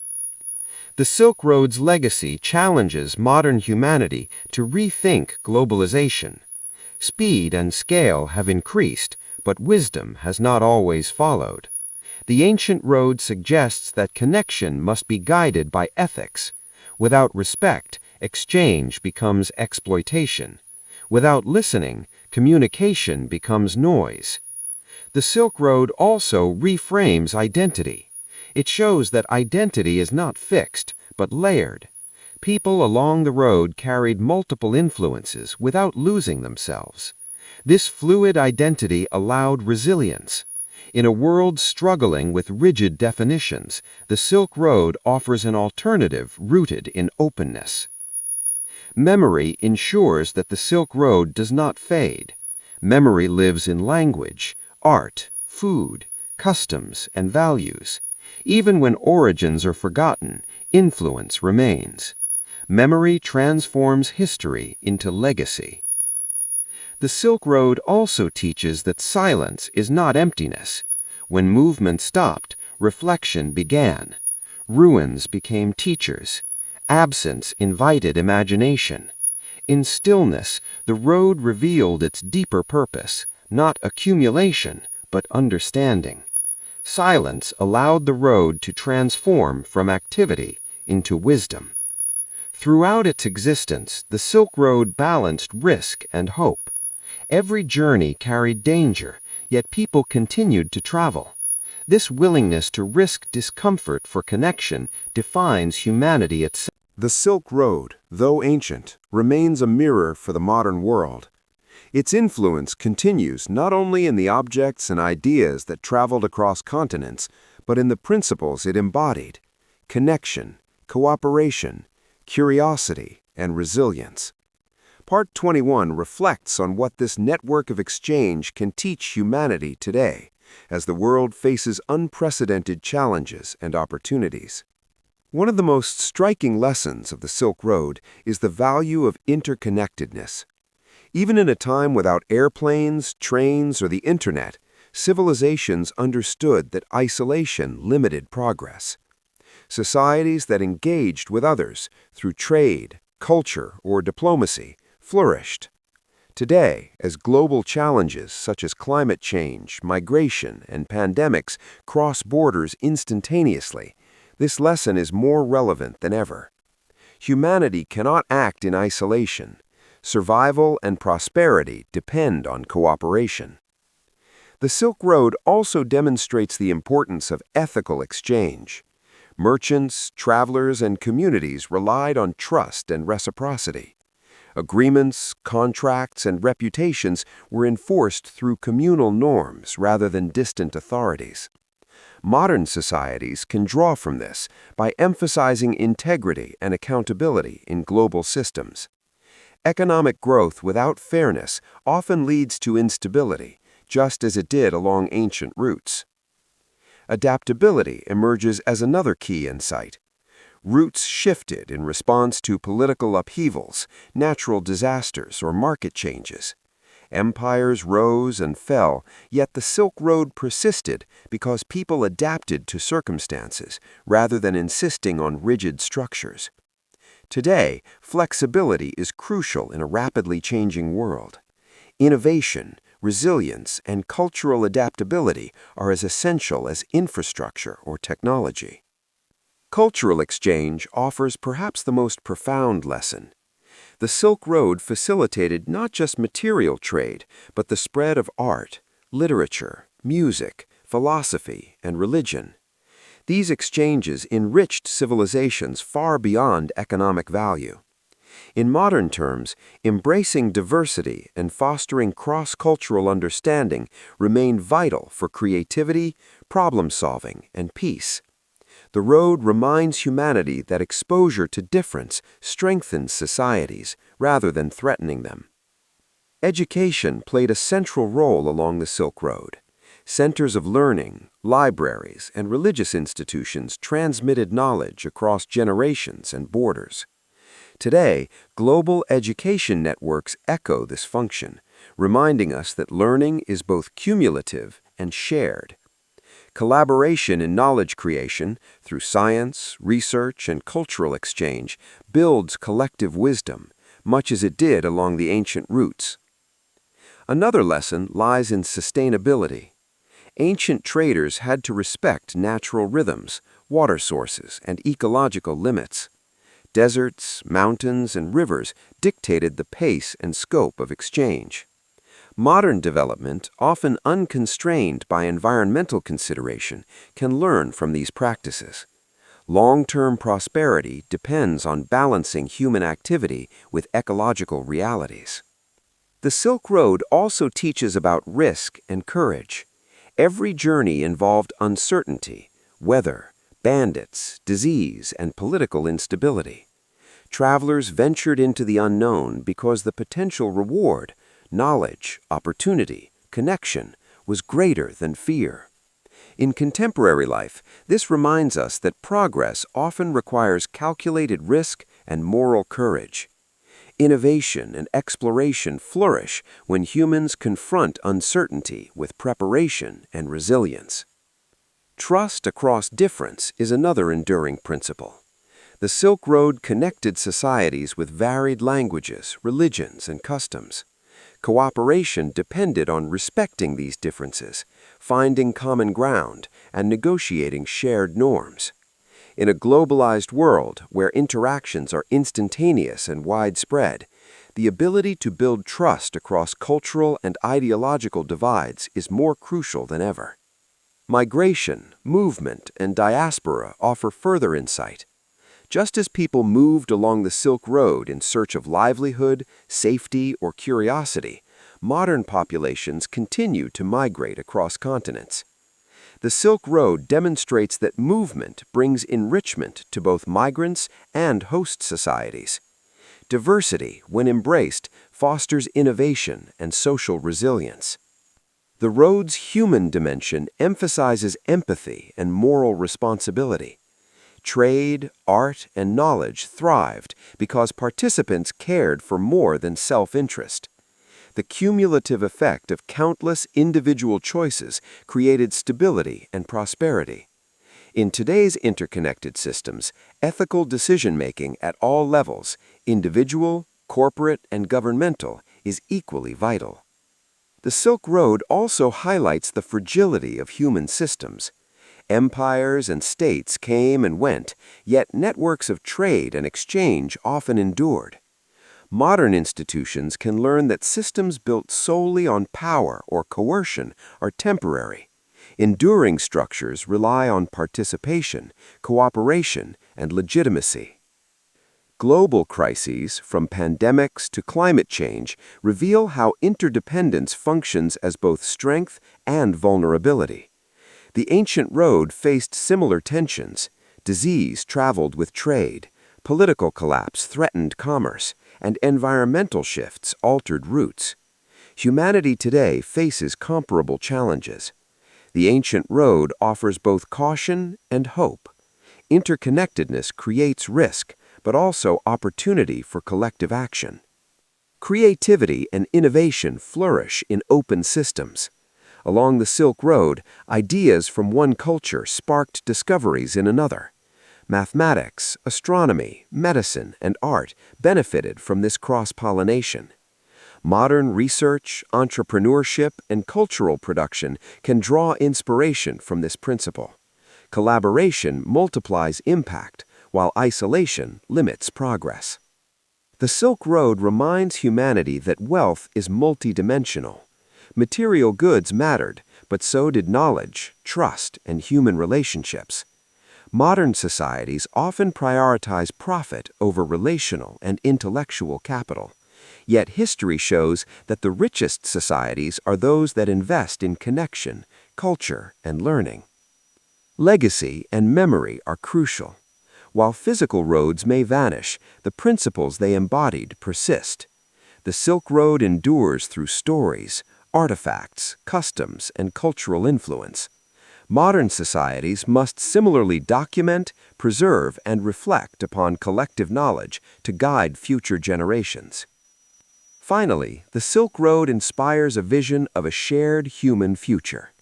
Its greatest lesson is that no civilization exists in isolation. The road teaches patience, courage, ethical responsibility, and openness. Humanity is bound together not just by geography, but by shared curiosity, need, and imagination. The road shows that a world built on cooperation, respect, and understanding is possible even amidst difference and adversity. Part 21 concludes that the Silk Road is not merely history, it is a living template for how humanity can navigate complexity, uncertainty, and diversity. Its principles, connection, trust, adaptability, curiosity, and moral responsibility remain essential for the modern world. By reflecting on the road, society can make choices that honor the lessons of the past while shaping a resilient, just, and connected future. The Silk Road, though ancient, continues to move, not in caravans or goods, but in ideas, values, and human relationships. Its journey is endless, carried forward by every act of understanding, cooperation, and courage. The road becomes a compass for humanity, pointing toward a horizon where connection, respect, and shared destiny define the path forward. The Silk Road is no longer only a physical network. It is a living principle, the eternal call to explore, to connect, and to create meaning together. Its story does not end.